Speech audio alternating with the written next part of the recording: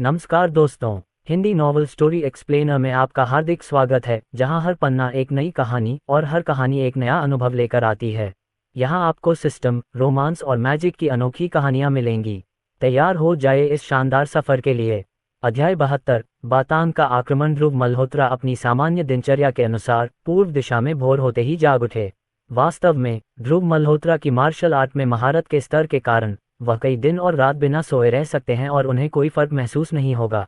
हालांकि अब ध्रुव मल्होत्रा की शक्ति दुनिया को देखने के लिए पर्याप्त थी, इसलिए स्वाभाविक रूप से उसे कठिन प्रशिक्षण जारी रखने की कोई आवश्यकता नहीं थी। जब आराम करने का समय होता तो वह आराम करता। ध्रुव मल्होत्रा लिविंग रूम में दाखिल हुए, जहां विक्रम सिंह और दो अन्य लोग ध्यान मुद्रा में बैठे थे और उनसे महान ग्रैंड मास्टरों के लिए अद्वितीय अद्भुत आभा लगातार निकल रही थी। किसी को आते देख उन तीनों ने तुरंत अपनी आंखें खोली और नवागंतुक की ओर देखा। ये देखकर कि यह ध्रुव मल्होत्रा है, तीनों एक स्वर में बोले, प्रणाम महाराज। हम लगता है अरविंद तिवारी ने न आने का फैसला कर लिया है। ध्रुव मल्होत्रा ने हल्का सा सिर हिलाया और धीरे धीरे उगते सूरज की ओर देखते हुए उदासीनता से बोला। ये सुनकर विक्रम सिंह का चेहरा बर्फीला हो गया और वह हत्या की नीयत से बोला, महाराज, अगर अरविंद तिवारी आपके द्वारा दिए गए अवसर का लाभ नहीं उठाना चाहता तो क्यों ना मैं बाहौल में जाकर सभी को मौत के घाट उतार दूं। हे, चलो पहले नाश्ता कर लेते हैं। अगर खाने के बाद भी वह नहीं आया तो मैं खुद बाहौल जाऊंगा। ध्रुव मल्होत्रा ने हंसते हुए कहा, जिनलिंग लौटने के बाद मुझे अपनी मांसपेशियों का व्यायाम किए हुए काफी समय हो गया है। मुझे उम्मीद है कि अरविंद तिवारी बहुत ज्यादा निराश नहीं करेंगे। ध्रुव मल्होत्रा की बातें सुनकर विक्रम सिंह और अन्य लोगों के चेहरे पर तिरस्कार के अलावा और कुछ नहीं झलक रहा था। क्या सचमुच कोई योद्धा ऐसा था जो भगवान को चुनौती दे सके? वे अच्छी तरह जानते थे कि ध्रुव मल्होत्रा उस परमधाम तक पहुंच चुका है, उसके लिए बाहौल एक तुच्छ वस्तु से अधिक कुछ नहीं था। यद्यपि अरविंद तिवारी को दक्षिण में नंबर 1 योद्धा और बाहौल के ग्रैंड मास्टर के रूप में जाना जाता था, लेकिन वे महज एक ग्रेट ग्रैंड मास्टर थे। एक महान ग्रैंड मास्टर शायद ध्रुव मल्होत्रा का एक भी थप्पड़ नहीं झेल पाएगा। परिवार के मुखिया ने हर चीज का सावधानीपूर्वक प्रबंध कर रखा था। भोर होते होते लोग नाश्ता लेकर विला में आ गए थे। विला का दरवाजा खुला देखकर हु परिवार का सदस्य तुरंत सम्मानजनक व्यवहार के साथ अंदर आया, नाश्ता लाया और फिर बिना कुछ कहे चला गया। ध्रुव मल्होत्रा और अन्य लोग मेज के चारों ओर एकत्रित हुए और गुस्सू की स्थानीय विशेषताओं के साथ नाश्ते का आनंद लिया। गुस्सू शहर को लंबे समय से मछली और चावल की भूमि के रूप में जाना जाता है और यहाँ का भोजन निश्चित रूप से उस नाम के अनुरूप है। करण मल्होत्रा ने एक रोटी मुंह में ठूंस ली और हंसते हुए कहा, शिलियांग के उन कठिन समय की तुलना में ये नाश्ता निश्चित रूप से शानदार माना जा सकता है। उनकी बातें सुनकर विक्रम सिंह और आदित्य मेहता दोनों ने स्पष्ट रूप से सहमति व्यक्त की। एम्पायर पर विशेष सामग्री पढ़ें। हे, उत्तरी लियाओ में ये वर्ष आप सभी के लिए कठिन रहे हैं। ध्रुव मल्होत्रा धीरे से हंसे, उनका स्वर कुछ चिंतनशील था। ये सुनकर विक्रम सिंह का चेहरा गंभीर हो गया और वह गंभीर स्वर में बोले, महाराज, आपकी तुलना में हमें तो कुछ भी कष्ट नहीं हुआ है। तीनों ने ध्रुव मल्होत्रा को श्रद्धा भरी नजरों से देखा। यदि उत्तरी लियाओ में ध्रुव मल्होत्रा न होते तो शायद इसका अस्तित्व ही समाप्त हो गया होता। ये केवल उत्तरी लियाओ राजा ध्रुव मल्होत्रा के कारण ही संभव था कि उत्तरी लियाओ एक ऐसा देश बन गया जिससे कई लोग डरते थे और उसका सम्मान करते थे। अपने सामने खड़े तीनों लोगों की ओर देखकर ध्रुव मल्होत्रा ने सिर हिलाया और मुस्कुराया। एक क्षण के लिए उसे वह दृश्य याद आ गया जब वह पहली बार उत्तरी लियाओ में अपने भाइयों के साथ भोजन कर रहा था। उस समय वे सिर्फ युवा लड़कों का एक समूह थे जो उत्तरी लियाओ में अपने लिए एक दुनिया बनाने के लिए अपनी जान जोखिम में डाल रहे थे। लेकिन अब उत्तरी लियाओ राजा के रूप में सम्मानित ध्रुव मल्होत्रा को उन भाइयों की याद आ रही है जो एक एक करके गुजर गए। Boom tilde. तभी अचानक विला के बाहर से वाहनों के इंजन की गड़गड़ाहट की आवाज आई। आवाज से पता चला कि वहां काफी गाड़ियां थीं। शोर के कारण उसकी सोच बाधित हुई और ध्रुव मल्होत्रा की भौहें थोड़ी सी सिकुड़ गईं। यह जरूर वही मूर्ख अरविंद तिवारी होगा जो माफी मांगने आया है। हे, आप उसे यह मौका देने को तैयार हैं। यह आपकी दया दर्शाता है, मेरे प्रभु। आखिर यह आदमी समझदार है। अगर इसने आने की हिम्मत नहीं की होती तो आज इसकी मौत हो जाती। विला के बाहर हो रहे शोर को सुनकर विक्रम सिंह और अन्य दो लोग भी बोलने लगे, लेकिन ध्रुव मल्होत्रा के विचार उनसे भिन्न थे। अगर अरविंद तिवारी सचमुच माफी मांगने आए थे तो इतने सारे लोगों को कैसे लेकर आए? प्रसिद्ध हॉल मास्टर होने के नाते तथा दक्षिण में सबसे शक्तिशाली माने जाने वाले व्यक्ति के रूप में यदि वे आकर क्षमा मांगने को भी तैयार होते तो भी वे अपने अधीनस्थों को चुपचाप बैठे बैठे ये सब नहीं देखने देते। काफी लोग आए हैं। अगर अरविंद तिवारी अपनी छवि पूरी तरह से खोना नहीं चाहते तो वे इतने सारे लोगों को नहीं लाते। ध्रुव मल्होत्रा ने अपना सिर हिलाया और मुस्कुराया तथा अपना नाश्ता खाना जारी रखा। उसकी बातें सुनकर विक्रम सिंह और अन्य दो लोगों के भाव बदल गए। उन्हें ध्रुव मल्होत्रा के शब्दों का निहितार्थ भी समझ में आ गया। हम कितने घमंडी लोग हैं और वे भीड़ के साथ आने की हिम्मत करते हैं। मालिक, मुझे बाहर जाकर उनसे निपटना होगा। आदित्य मेहता धीरे से खड़े हुए, उनकी आवाज़ ठंडी थी। ध्रुव मल्होत्रा ने हल्के से सिर हिलाया और मुस्कुराते हुए कहा, जाओ, लेकिन ध्यान रखना कि ज्यादा न करो। आखिरकार ये लॉन्ग किंगडम की सीमाओं के भीतर है और अगर लोग इसे देखेंगे तो यह अच्छा नहीं लगेगा। आदित्य मेहता ने सिर हिलाया, फिर विला के बाहर की ओर बढ़ गए। जब आदित्य मेहता बाहर पहुंचे तो उन्होंने विला के बाहर 8 कारें खड़ी देखी। उनकी निगाह के सामने ही प्रत्येक कार से 4 लोग उतरे। प्रत्येक व्यक्ति से एक मार्शल आर्टिस्ट की आभा निकलती थी, जो डार्क एनर्जी के चरम पर सबसे कमजोर था। इनमें 1 दर्जन से अधिक ग्रैंड मास्टर और 2 ग्रेट ग्रैंड मास्टर शामिल थे। इस भव्य सभा को देखकर आदित्य मेहता का माथा थोड़ा सा सिकुड़ गया। दरअसल, जैसा कि मास्टर ने भविष्यवाणी की थी, वह आदमी अरविंद तिवारी यहाँ माफी मांगने नहीं, बल्कि परेशानी खड़ी करने आया था। ऐसा लगा मानो पूरी फौज बाहर आ गई हो। अरे, क्या तुम वही घमंडी लड़के हो, ध्रुव मल्होत्रा? ग्रैंड मास्टर ने आदित्य मेहता की ओर देखा और ठंडे स्वर में पूछा।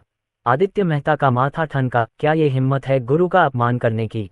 मृत्यु की तलाश में, धीमी आवाज में चिल्लाते हुए आदित्य मेहता तुरंत इस ग्रैंड मास्टर के सामने आ गए। बिना किसी हिचकिचाहट के उसने सीधे ग्रैंड मास्टर की छाती पर मुक्का मारा। दरार, अचानक हड्डियों के टूटने की कर्कश ध्वनि गूंजी, जिससे बल के बलवान लोगों के चेहरों पर मुस्कान तुरंत गायब हो गई। आदित्य मेहता द्वारा मुक्का मारे जाने के बाद ग्रैंड मास्टर तुरंत पीछे की ओर उछलकर एक कार के बोनट से जा टकराए। एक क्षण में ही हुड में सेंध लग गई और ग्रैंड मास्टर ने मुंह में ताज़ा खून थूक दिया। उनकी शक्ति तेजी से कमजोर हो गई। उसे अंदर की अपेक्षा बाहर अधिक सांस लेते देख ग्रैंड मास्टर की गर्दन मुड़ गई और वह मर गया। इस दृश्य को देखकर वहां मौजूद ताकतवर लोगों की आंखें लगभग बाहर निकल आईं। एक दुर्जेय ग्रैंड मास्टर बस ऐसे ही एक मुक्का से मारा गया। हालांकि कुछ देर की अराजकता के बाद लोगों ने शीघ्र ही अपना संयम पुनः प्राप्त कर लिया। भले ही प्रतिद्वंद्वी ग्रेट ग्रैंड मास्टर हो, उनके हॉल मास्टर और डिप्टी हॉल मास्टर दोनों ही मौजूद थे। दोनों महान ग्रैंड मास्टर निश्चित रूप से एक महान ग्रैंड मास्टर से नहीं डरते थे। महामहिम का हाथ काफी सख्त है। त्रिशा रैना धीरे धीरे भीड़ से बाहर निकली और ठंडी निगाहों से आदित्य मेहता को देखते हुए ठंडे स्वर में बोली। आदित्य मेहता ने उनकी ओर उदासीनता से देखा और उपहास करते हुए कहा, एक और महान ग्रैंड मास्टर। ऐसा लगता है कि कल के कचरे ने अभी तक आपको स्थिति स्पष्ट नहीं की है ना? 2 महान ग्रैंड मास्टरों ने मास्टर को परेशान करने का साहस किया। अध्याय 73, सबको नीचे गिराना। विला में करण मल्होत्रा ने अपनी चॉपस्टिक नीचे रख दी और हल्की हंसी के साथ कहा। ध्रुव मल्होत्रा ने भी सिर हिलाया और मुस्कुराया। अपनी ताकत के कारण विला के अंदर भी वे स्पष्ट रूप से समझ सकते थे कि विला के बाहर क्या हो रहा है। चलो चलें, हमने काफी खा लिया है। चलो बातांग के इस हॉल मास्टर से मिलें, जो जियांगन में सबसे शक्तिशाली है, ध्रुव मल्होत्रा ने धीरे से कहा। जैसे ही वह खड़े हुए, विक्रम सिंह और करण मल्होत्रा भी तुरंत खड़े हो गए। वे तीनों विला से बाहर चले गए। जब वे विला के बाहर पहुंचे तो आदित्य मेहता बातांग के ग्रेट ग्रैंड मास्टर के साथ मारपीट कर रहे थे। क्या आदित्य मेहता अभी भी खेलने के बारे में सोच रहे हैं? विक्रम सिंह ने थोड़ा भौहें सिकुड़ी और फुसफुसाया। Trisha Raina great grand master के मध्य चरण में थीं, जो आदित्य मेहता से बहुत कमतर थीं, जो ग्रेट ग्रैंड मास्टर के शिखर पर थे। आदित्य मेहता सिर्फ 2 या 3 चालों में ही लड़ाई को सुलझा सकते थे, फिर भी उन्होंने जानबूझकर अपने प्रतिद्वंद्वी से लड़ने के लिए अपनी गति धीमी कर दी। उत्साह में डूबे आदित्य मेहता ने भी विला के प्रवेश द्वार पर खड़े ध्रुव मल्होत्रा की ओर कनखियों से देखा और उनके चेहरे पर तुरंत गंभीरता आ गई। चूंकि मालिक यहाँ हैं, इसलिए मेरे पास अब आपके साथ खेलने का समय नहीं है। आदित्य मेहता ने ऐसा मुक्का मारा कि त्रिशा रैना लड़खड़ाकर पीछे गिर गईं। त्रिशा रैना थोड़ी हैरान थीं। प्रतिद्वंद्वी की ताकत तो उनकी अपनी ताकत के बराबर ही थी, वह क्या बकवास कर रहे थे। लेकिन अगले ही सेकंड, चाहे वह गति हो या शक्ति, आदित्य मेहता की ताकत कई गुना बढ़ गई। जैसे ही मुक्का आने वाला था, त्रिशा रैना ने उसे रोकने के लिए हाथ उठाने की कोशिश की, लेकिन तब तक बहुत देर हो चुकी थी। टकराना, मुक्का त्रिशा रैना की छाती में लगा और वह गिर पड़ी। कपड़ों के माध्यम से भी त्रिशा रैना की छाती में गड्ढा साफ देखा जा सकता था। हालांकि एक महान ग्रैंड मास्टर के रूप में त्रिशा रैना आदित्य मेहता से मुक्का खाने के बाद उन ग्रैंड मास्टरों की तरह पीछे की ओर नहीं उड़ी। इसके बजाय वह एक अविचल चीड़ के पेड़ की तरह जमीन पर जड़वत खड़ा रहा। ऐसा लगता है कि आप मारपीट को अच्छी तरह सहन कर लेते हैं। आदित्य मेहता ने अपनी भौहें उठाईं और तिरस्कारपूर्वक बोले। इस पर त्रिशा रैना के चेहरे के हाव भाव अचानक बदल गए, लेकिन तब तक पीछे हटने के बारे में सोचने के लिए बहुत देर हो चुकी थी। उसकी भयभीत निगाहों के सामने आदित्य मेहता ने छलांग लगाई और उसके सिर पर जोरदार लात मारी। यदि यह किक जमीन पर लगती तो बातान की vice hall master Trisha Raina या तो अपंग हो जाती या मर जाती। रुकना, बातांग के सदस्यों के बीच से जोरदार चिल्लाहट उठी। अचानक त्रिशा रैना के बगल में एक आकृति बहुत तेज गति से आती हुई दिखाई दी। उन्होंने त्रिशा रैना को एक तरफ धकेल दिया और स्वयं आदित्य मेहता की किक रोकने के लिए अपना हाथ ऊपर उठाया। बूम! उन दोनों से एक दृश्यमान आघात तरंग निकली जो सभी दिशाओं में फैल गई। भयानक आघात की लहर ने तुरंत बातांग के सभी सदस्यों को अपनी चपेट में ले लिया, यहाँ तक कि ग्रैंड मास्टर्स भी लड़खड़ा गए। ग्रैंड मास्टर्स बड़ी मुश्किल से ही अपने आप को मजबूती से खड़ा रख पाए, जबकि बातांग के वे सदस्य जो केवल छिपी हुई शक्ति के स्तर पर थे उड़ गए, लड़खड़ाते हुए जमीन पर गिर पड़े। भीड़ दोनों व्यक्तियों को स्तब्ध और भयभीत भाव से देख रही थी। त्रिशा रैना को बचाने के लिए जो व्यक्ति आगे आया था वह कोई और नहीं बल्कि अरविंद तिवारी था, जो बातांग का हॉल मास्टर था और जियांगन का सबसे शक्तिशाली व्यक्ति था। तो आप अरविंद तिवारी हैं, एक शीर्ष ग्रेट ग्रैंड मास्टर। आपकी ताकत वास्तव में सम्मानजनक है, लेकिन यह अभी भी मेरे सामने पर्याप्त नहीं है।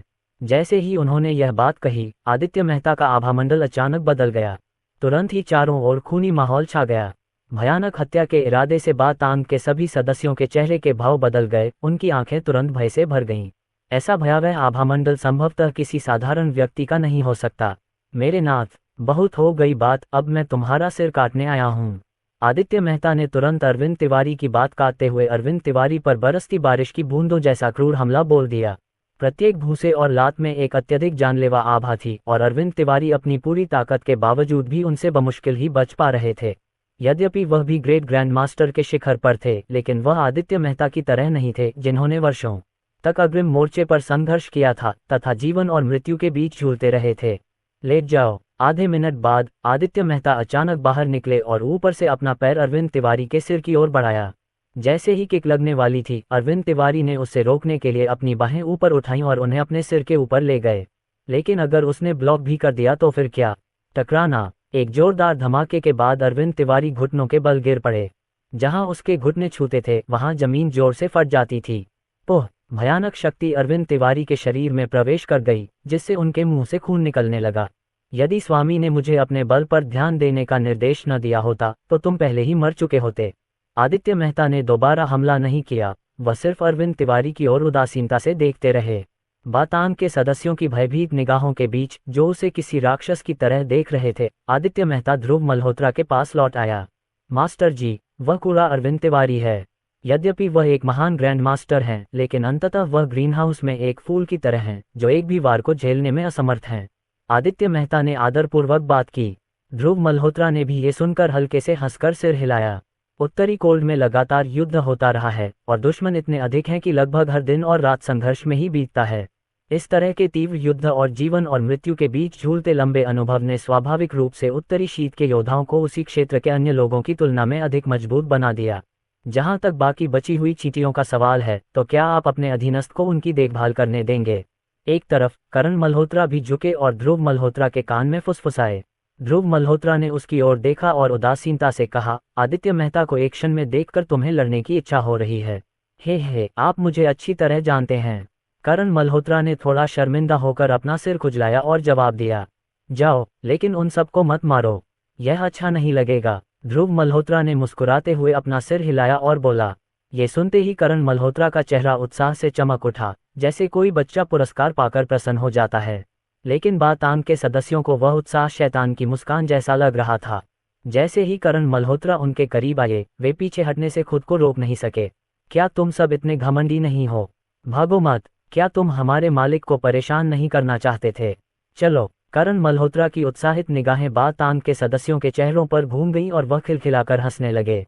किसी को भी बोलने का मौका दिए बिना करण मल्होत्रा बातांग सदस्यों के बीच तेजी से भागते हुए गायब हो गए। करण मल्होत्रा जहां भी जाते, बातांग के सदस्य मुक्केबाजी बैग की तरह इधर उधर फेंक दिए जाते और तुरंत बाहर उड़ जाते। चाहे वे मार्शल आर्टिस्ट हो या ग्रैंड मास्टर, कोई भी उसके एक भी वार का सामना करने में असमर्थ था।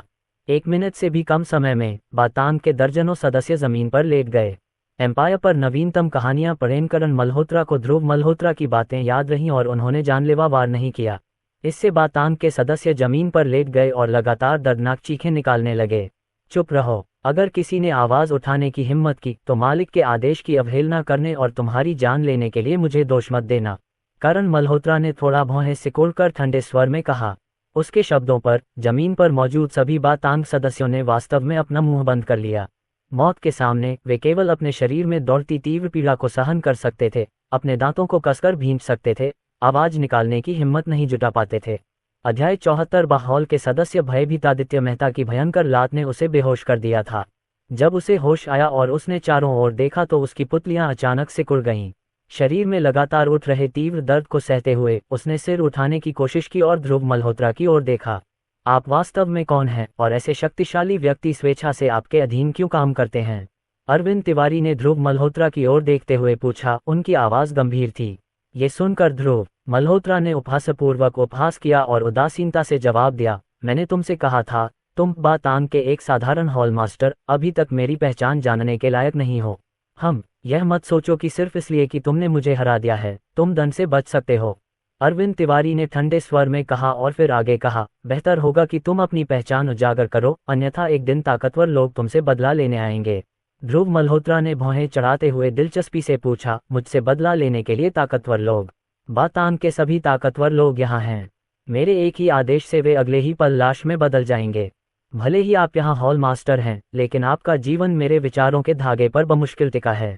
क्या आप अभी भी मुझसे बदला लेने की सोच रहे हैं? अरविंद तिवारी को अपने सामने की स्थिति के बारे में कुछ समझ नहीं आ रहा था। इस समय उनकी जान ध्रुव मल्होत्रा के हाथों में थी, फिर भी उन्होंने धमकी देने की हिम्मत की। हे, मेरे गुरु वांग कियानकुन हैं। चूंकि आपके अधीनस्थ के रूप में एक महान ग्रैंड मास्टर हैं, इसलिए आपको मेरे गुरु की पहचाननी चाहिए। एम्पायर से विशेष सामग्री का आनंद लें। मोबेई कियानकुन युद्ध राजा मेरे स्वामी हैं। सर, एक युद्ध राजा का अपमान करते हुए आपको इसके परिणामों के बारे में पता होना चाहिए। अरविंद तिवारी ने ठंडी मुस्कान के साथ कहा। हालांकि ध्रुव मल्होत्रा के चेहरे पर भय का भाव नहीं दिखा, बल्कि ध्रुव मल्होत्रा हैरान और भ्रमित दिखे। वह अपने बगल में बैठे 3 लोगों से पूछने के लिए मुड़ा, ड्रैगन राष्ट्र के 4 महान युद्ध राजाओं को नया मोबेई कियानकुन युद्ध राजा कब मिला? तीनों ने अपनी भौहें थोड़ी सी सिकुड़ी, एक दूसरे को देखा और एक दूसरे की आंखों में उलझन देखी। अंततः विक्रम सिंह ने गंभीरता से उत्तर दिया, ठीक है महोदय, मैं भी इस तथाकथित कियानकुन युद्ध राजा को नहीं जानता। मेरी राय में ये तथाकथित कियानकुन युद्ध राजा संभवतः एक आधा कदम युद्ध राजा है, यानी एक छद्म राजा। ये सुनकर ध्रुव मल्होत्रा ने सिर हिलाया। एकमात्र आधा कदम युद्ध राजा ने कियानकुन युद्ध राजा की उपाधि का दावा करने का साहस किया। उसे साहस किसने दिया? तुम्हारे मालिक की कुशलता उतनी प्रभावशाली नहीं है, लेकिन वह निस्संदेह साहसी है। ड्रैगन राष्ट्र के 4 युद्ध राजाओं के बीच वह एकमात्र आधा कदम युद्ध राजा खुद को कियानकुन युद्ध राजा कहने की हिम्मत करता है। ध्रुव मल्होत्रा ने अरविंद तिवारी की ओर देखा, जो जमीन पर घुटनों के बल बैठे थे, और घृणा से कहा। अरविंद तिवारी के बोलने का इंतजार किए बिना ध्रुव मल्होत्रा ने आगे कहा, उन्हें भी आपके हॉल मास्टर द्वारा उकसाया गया था कि वे मेरे खिलाफ कार्रवाई करने का साहस करें। वे मुख्य अपराधी नहीं हैं। मैं उनकी जान बख्श सकता हूं, लेकिन तुमने लोगों को बार बार मेरे खिलाफ कदम उठाने को कहा है, इसलिए तुम्हें मौत की सजा मिलनी चाहिए। इन शब्दों पर अरविंद तिवारी की पुतलियां तेजी से सिकुड़ गईं। वह दिल ही दिल में जानता था कि ध्रुव मल्होत्रा नाम का यह आदमी उसके साथ मजाक नहीं कर रहा था। दूसरा सचमुच उसे मारने का दुस्साहस कर रहा था। बिना कुछ सोचे समझे अरविंद तिवारी तुरंत बोल पड़े, तुम मुझे नहीं मार सकते। मैं कियानकुन युद्ध राजा का एकमात्र शिष्य हूँ। अगर तुम मुझे मार दोगे तो मेरे गुरु तुम्हें जाने नहीं देंगे। भले ही मेरा गुरु केवल आधा कदम का युद्ध राजा हो, फिर भी यह कुछ ऐसा नहीं है जिससे आपके महान ग्रैंड मास्टर की अपने चरम पर तुलना की जा सके। मुझे जाने दो, और मैं तुम्हें आश्वासन देता हूँ, मैं इस मामले को नजरअंदाज कर दूंगा। अधीर होकर ध्रुव मल्होत्रा ने हाथ हिलाया और अपने पास खड़े आदित्य मेहता से कहा, उसे मार दो, क्योंकि वह अपने स्वामी को बहुत याद करता है। उसका सिर उसके स्वामी के पास भेज दो। इससे गुरु और शिष्य को अंतिम बार मिलने का अवसर भी मिलेगा। ध्रुव मल्होत्रा की बातें सुनकर अरविंद तिवारी डर के मारे कांप उठे। जी श्रीमान, आदित्य मेहता ने जवाब दिया और अरविंद तिवारी के सामने खड़े हो गए। अरविंद तिवारी को दया की भीख मांगने का कोई मौका न देते हुए आदित्य मेहता ने पहले ही अरविंद तिवारी के सिर पर लात मार दी थी। इस प्रकार एक अच्छा खासा सिर गर्दन से अलग होकर जमीन पर लुढ़क गया। मृत्यु तक अरविंद तिवारी की आंखें सदमे और भ्रम के साथ साथ तीव्र भय से भरी रहीं। आदित्य मेहता ने बातांग के सदस्यों के पैरों के पास सिर पटकते हुए ठंडे स्वर में कहा, गुरु दयालु हैं कि उन्होंने आपके जीवन को बख्श दिया है। इस बदमाश का सिर उस आदमी वांग कियानकुन के पास ले जाओ ताकि वह अपने शिष्य के बारे में सोच सके। अरविंद तिवारी का सिर धीरे धीरे भीड़ में लुढ़कता देख बातांग का प्रत्येक सदस्य तुरंत भय से भर गया। उसी समय कुछ दूरी से कई और कारें धीरे धीरे आती दिखीं। कारों से कई आकृतियां उतरीं। वे सभी परिवार के मुखिया थे जिन्हें गू ने जहर दिया था। उन्हें देखकर विक्रम सिंह ने थोड़ा मुंह सिकोड़ा और ठंडे स्वर में कहा, ये लोग वाकई जिद्दी हैं। क्या अब भी उन्हें उम्मीद है कि मालिक उनका इलाज करेंगे? वे शायद सोचते हैं कि हमें बातान के लोगों ने मार डाला था। ध्रुव मल्होत्रा ने परिवार के मुखियाओं की ओर देखा और हंसते हुए कहा। जब ये परिवार के मुखिया अपनी कारों से बाहर निकले तो एक अन्य वाहन तुरंत वहां पहुंचा और विला के प्रवेश द्वार पर रुक गया। परिवार के मुखिया कार से नीचे उतरे और जब उन्होंने बातान पोशाक में लोगों से भरी जमीन देखी तो उनके चेहरे पर आश्चर्य झलक रहा था। खासकर अरविंद तिवारी के सिर को मौत के मुंह में खुली आंखों से देखने से फैमिली हेड हु के दिल को गहरा सदमा लगा। परिवार के मुखिया के रूप में ने दुनिया का बहुत कुछ देखा था, लेकिन बातान के हॉल मास्टर को अपने ही विला के सामने मृत देखकर उसके दिल की धड़कनें काफी तेज हो गईं। उन्होंने पास खड़े कई परिवार के मुखियाओं को गौर से देखा जिनके चेहरे पर डर का भाव था। फिर वे दौड़कर ध्रुव मल्होत्रा के पास पहुंचे। दिव्य डॉक्टर, क्या आप ठीक हैं? क्या मैं ऐसा दिखता हूं कि मैं ठीक नहीं हूं? ध्रुव मल्होत्रा ने मुस्कुराते हुए उसकी ओर देखा और बोला। परिवार के मुखिया ने एक अजीब सी मुस्कान दी, फिर धीमी आवाज में बोले, दिव्य डॉक्टर, वे लोग हमेशा बातान पर निर्भर रहे हैं। वे अब आपका मजाक उड़ाने के लिए यहाँ आए होंगे। क्या आपके पास उनसे निपटने के लिए कोई योजना है? ये सुनकर ध्रुव मल्होत्रा ने भौहें उठाईं और मुस्कुराते हुए पूछा, मुझे आश्चर्य है कि क्या फैमिली हेड के पास कोई विचार है। खैर, मेरे पास एक विचार है, लेकिन मुझे नहीं पता। आगे बढ़ो और इसे सुनो। ध्रुव मल्होत्रा ने परिवार प्रमुख की बात बीच में ही रोक दी। परिवार के मुखिया ने थोड़ा सिर हिलाया। दिव्य डॉक्टर, ये लोग खुद को बहुत सम्मान देते होंगे। अस्पताल में उन्होंने आपको नीची नज़र से देखा था और अब वे आप पर हंसने लगे हैं। फिर भी उनमें से प्रत्येक गुस्सू में एक प्रमुख परिवार का मुखिया है जो अरबों की संपत्ति को नियंत्रित करता है। यदि दिव्य डॉक्टर उनके पूरे परिवार का इलाज करने के लिए तैयार हैं, तो आप उनकी पूरी संपत्ति शुल्क के रूप में ले सकते हैं और फिर उनकी संपत्ति को गरीबी उन्मूलन फाउंडेशन की स्थापना के लिए एकत्रित कर सकते हैं। अपने आकार के बावजूद लॉन कंट्री में अभी भी कई गरीब क्षेत्र हैं जहां गरीबी के कारण बच्चे कभी स्कूल नहीं गए। ये सुनकर ध्रुव मल्होत्रा की आंखों में संतुष्टि की झलक दिखी। तो फिर जैसा आप सुझाते हैं वैसा ही आगे बढ़ेंगे। जहां तक इस फाउंडेशन के उपाध्यक्ष पद की बात है तो वह आपका होगा, जबकि अध्यक्ष मेरी मंगेतर रोशनी वर्मा होंगी। जब वह जागेगी तो मैं उसे इसके बारे में बताऊंगा। ध्रुव मल्होत्रा ने शांति से कहा। अध्याय 75 बुनियाद। ध्रुव मल्होत्रा को सहमत देख परिवार के मुखिया ने भी सम्मानपूर्वक बात की। ध्रुव मल्होत्रा ने ज्यादा कुछ कहे बिना हल्का सा सिर हिला दिया। हालांकि परिवार के मुखिया ने तुरंत कहा, दिव्य डॉक्टर, मैं हूँ परिवार की आधी संपत्ति फाउंडेशन में निवेश करने को तैयार हूँ। ओह, तुम्हारा दिल कितना दयालु है। ध्रुव मल्होत्रा ने आश्चर्य से उसकी ओर देखा और जिज्ञासा से पूछा। परिवार के मुखिया ने मुस्कुराकर सिर हिलाया, फिर कहा, मैं बूढ़ा हो रहा हूँ और परिवार की युवा पीढ़ी में एक भी उत्कृष्ट प्रतिभा नहीं है। मेरी मृत्यु के बाद परिवार की विशाल संपत्ति का अधिकांश हिस्सा संभवतः दूसरों के हाथों में चला जाएगा। इसे दूसरों को देने के बजाय इसे गरीबी से ग्रस्त क्षेत्रों के बच्चों को दान कर देना बेहतर है। भाग्य का आधा हिस्सा छोड़ना पहले से ही मेरा पुराना स्वार्थ है। तब तक जब मिस सू फाउंडेशन की अध्यक्ष होंगी तो वे बुरे इरादे रखने वालों को भी रोक सकेंगी और मेरे परिवार के वंशज शांतिपूर्वक रह सकेंगे। ध्रुव मल्होत्रा ने मुस्कुराते हुए थोड़ा सिर हिलाया और कहा, आप बिल्कुल ईमानदार हैं। निश्चिंत रहें कि आप रोशनी वर्मा को अध्यक्ष पद पर अपना स्थान सुरक्षित करने में सहायता करेंगे। जब आप गुजर जाएंगे तो मैं कुछ हद तक परिवार की देखभाल करूंगा। ये सुनकर परिवार के मुखिया के चेहरे पर ऐसी मुस्कान आ गई मानो किसी आम आदमी ने अचानक 5 मिलियन का इनाम जीत लिया हो। धन्यवाद महाराज। परिवार के मुखिया ने आदरपूर्वक कहा कि ध्रुव मल्होत्रा के लिए उनका संबोधन भी पहले ही बदल चुका है। ध्रुव मल्होत्रा ने हाथ हिलाकर इशारा किया और संबोधन में आए बदलाव पर कोई आपत्ति नहीं जताई। इसके बजाय उन्होंने मुस्कुराते हुए कहा, आप तीनों मामले को सुलझा लें। परिवार प्रमुख जाकर उन कुछ लोगों से बात करें। मैं उन्हें केवल यही एक मौका देता हूँ। यदि कोई भी व्यक्ति ऐसा करने को तैयार नहीं है तो उसे और उसके परिवार को इस दुनिया में रहने की आवश्यकता नहीं है। क्या ध्रुव मल्होत्रा के इर्द गिर्द का उत्साह देखना वाकई सुखद है। हत्या की मंशा का एक संकेत प्रकट हुआ जिससे परिवार के मुखिया अनायास ही कांप उठे।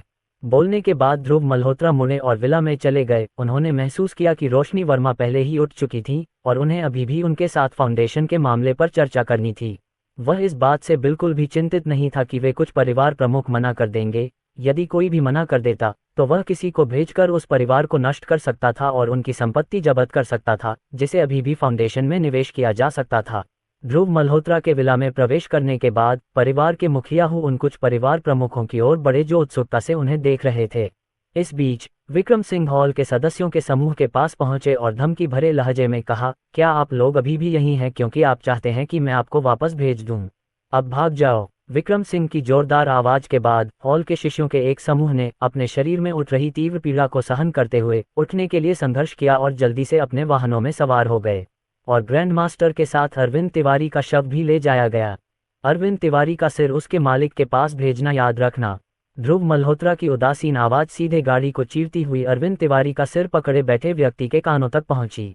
व्यक्ति का शरीर कांप उठा और उसने बार बार सिर हिलाया। ये कूड़ा कचरा है जो भगवान को परेशान करने का साहस कर रहा है। ये केवल इसलिए है क्योंकि भगवान दयालु हैं कि वह उन्हें छोड़ने को तैयार हैं। मेरे विचार में ये अपशिष्ट केवल हवा की बर्बादी हैं और उन्हें अरविंद तिवारी के साथ भेज दिया जाना चाहिए। जाते हुए वाहनों को देखकर करण मल्होत्रा ने अपने होंठ भींचे और धीमी आवाज में बोला। इसके बाद वे तीनों भी विला में लौट आए और परिवार प्रमुख उन कुछ परिवार प्रमुखों के पास आए। प्रभु, आप इस बार दिव्य डॉक्टर यी की शर्मिंदगी देखने के बारे में सोचकर यहाँ आए थे, लेकिन आपने गलत अनुमान लगा लिया। परिवार के मुखिया ने ठंडे व्यवहार के साथ कुछ परिवार के मुखियाओं पर नजर डाली और कहा। ये सुनकर उनमें से हर एक कांप उठा, उनकी आंखों में बेकाबू भय झलक रहा था। परिवार के मुखिया हमारे लंबे परिचय को देखते हुए आपको दिव्य डॉक्टर ये से हमारी जान बचाने की विनती करनी चाहिए।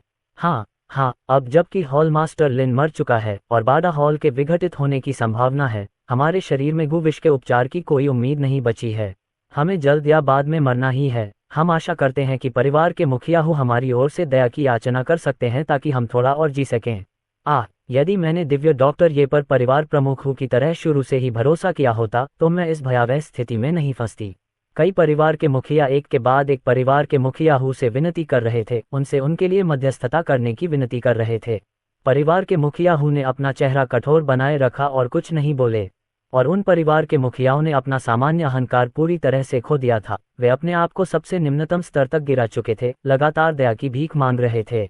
दिव्य डॉक्टर ये दयालु हैं और आपको एक मौका देने को तैयार हैं। जब तक आप अपनी सारी पारिवारिक संपत्ति दिव्य डॉक्टर ये को सौंप देते हैं, तब तक वह न केवल इस बार आपके अपराधों को आगे बढ़ाने से बचेंगे, बल्कि वह आपके सभी प्रत्यक्ष वंशजों में गुविश का भी इलाज करेंगे। ये देखकर कि कई परिवार के मुखिया पूरी तरह से निराश हो चुके थे, परिवार के मुखिया ने अंततः उदासीनता से बात की। यदि उन्होंने शुरू से ही कहा होता कि ध्रुव मल्होत्रा उनकी जान बख्शने को तैयार हैं, तो निश्चित रूप से इसका प्रभाव इतना अच्छा नहीं होता जितना अब है। जब कोई व्यक्ति पहले से ही निराशा में हो तो उसे थोड़ी सी आशा देने से, चाहे इसके लिए उसे कोई भी कीमत चुकानी पड़े, वह प्रयास करने को तैयार हो जाएगा। जैसा कि परिवार के मुखिया ने उम्मीद की थी, परिवार के प्रत्येक मुखिया ये सोच रहे थे कि वे निश्चित रूप से मरने के लिए अभिशप्त हैं। अचानक उनके शब्दों को सुनकर उनकी आंखों में चमक आ गई। ये जीने की इच्छा थी और साथ ही निराशाजनक स्थिति में मिली आशा की रोशनी भी थी। मैं अपनी सारी पारिवारिक संपत्ति दिव्य डॉक्टर ये को देने को तैयार हूँ। हाँ, हम सब तैयार हैं। कृपया परिवार के मुखिया से कहें कि वे दिव्य डॉक्टर ये को शीघ्र सूचित करें। हम तैयार हैं। कृपया उनसे शीघ्र कार्य करवाएं ताकि हमें गुविश के इस हृदय भक्षणकारी दर्द से बचाया जा सके जो मुझे दिन रात पीड़ा देता है और मुझे मृत्यु की कामना करने पर मजबूर करता है। कई परिवार के मुखियाओं ने जल्दी से कहा। परिवार के मुखिया ने मुस्कुराकर सिर हिलाया और उनसे यही प्रतीक्षा करने को कहा, जबकि वह स्वयं विला में चले गए। विला के अंदर ध्रुव मल्होत्रा रोशनी वर्मा के साथ फाउंडेशन के मामलों पर चर्चा कर रहे थे। ध्रुव मल्होत्रा की बातें सुनकर रोशनी वर्मा का मुंह खुला का खुला रह गया और वह लगातार यही कहती रही कि उनमें इस तरह की भूमिका के लिए क्षमता या योग्यता नहीं है। लेकिन अंततः ध्रुव मल्होत्रा के आग्रह पर रोशनी वर्मा ने फाउंडेशन अध्यक्ष का पद स्वीकार कर लिया। सर, वे सभी सहमत हो गए हैं। क्या मैं जान सकता हूं कि आपके पास उनका इलाज करने का समय कब होगा? परिवार के मुखिया ध्रुव मल्होत्रा के पास पहुंचे और धीमी आवाज में बोले। ध्रुव मल्होत्रा ने थोड़ा सोचा। अचानक उसे पछतावा हुआ कि विक्रम सिंह ने गुविश को ठीक करने वाली सारी सामग्री पहले ही नष्ट कर दी थी। हालांकि इससे कोई फर्क नहीं पड़ा। अपनी चिकित्सकीय विशेषज्ञता के कारण केवल विष औषधि की गंध सूंघने से ही वह उसके अवयवों को स्पष्ट रूप से पहचानने में सक्षम था। मेरे लिए कागज और कलम लाओ, ध्रुव मल्होत्रा ने आदेश दिया। विक्रम सिंह, जो पास ही खड़ा था, तुरंत ही एक आभासी छवि में बदल गया और ध्रुव मल्होत्रा के सामने कागज और कलम रख दिया। कलम उठाते ही ध्रुव मल्होत्रा ने कागज पर सहजता से लिखना शुरू कर दिया और जल्दी से एक नुस्खा लिख लिया। यदि जादू टोना करने वाले संप्रदाय का कोई व्यक्ति यहाँ होता तो वह इस नुस्खे को देखकर बहुत आश्चर्यचकित हो जाता। ये वास्तव में हृदय खाने वाले गो के लिए मारक था। ये नुस्खा उनके शरीर में मौजूद हृदय खाने वाले गो को ठीक कर देगा। मैंने नुस्खा आपको सौंप दिया है। जहां तक उनकी संपत्तियों को फाउंडेशन में एकीकृत करने की बात है, वह आपकी जिम्मेदारी है। मुझे निराश मत कीजिए। समझ गया, सर, परिवार के मुखिया ने सम्मानपूर्वक दवा लेते हुए जवाब दिया। अध्याय 76 कियानकुन युद्ध राजा दोनों के चले जाने के बाद विक्रम सिंह और उसके साथी तुरंत ध्रुव मल्होत्रा के सामने एकत्र हो गए। सर, चूंकि कियानकुन युद्ध राजा ने स्वयं को इस उपाधि से पुकारने का साहस किया है, तो उसकी ताकत अवश्य ही जबरदस्त होगी। यहाँ उसके हमारे पास आने का इंतजार करने के बजाय हम सीधे हमला करके उसे मार क्यों नहीं डालते? आदित्य मेहता ने गंभीर स्वर में ध्रुव मल्होत्रा से कहा। ये सुनकर ध्रुव मल्होत्रा ने उसकी ओर देखा और हल्की हंसी के साथ कहा, वह तो महज आधा कदम का वार किंग है, उसकी चिंता करने लायक कुछ नहीं है। इस कियानकुन युद्ध राजा की तुलना में मुझे ये जानने में अधिक रुचि है कि क्या छिपे हुए ड्रैगन या उन शीर्ष 10 परिवारों और उन लोगों ने जिन्होंने उस घटना में भाग लिया था ने कोई कदम उठाया है।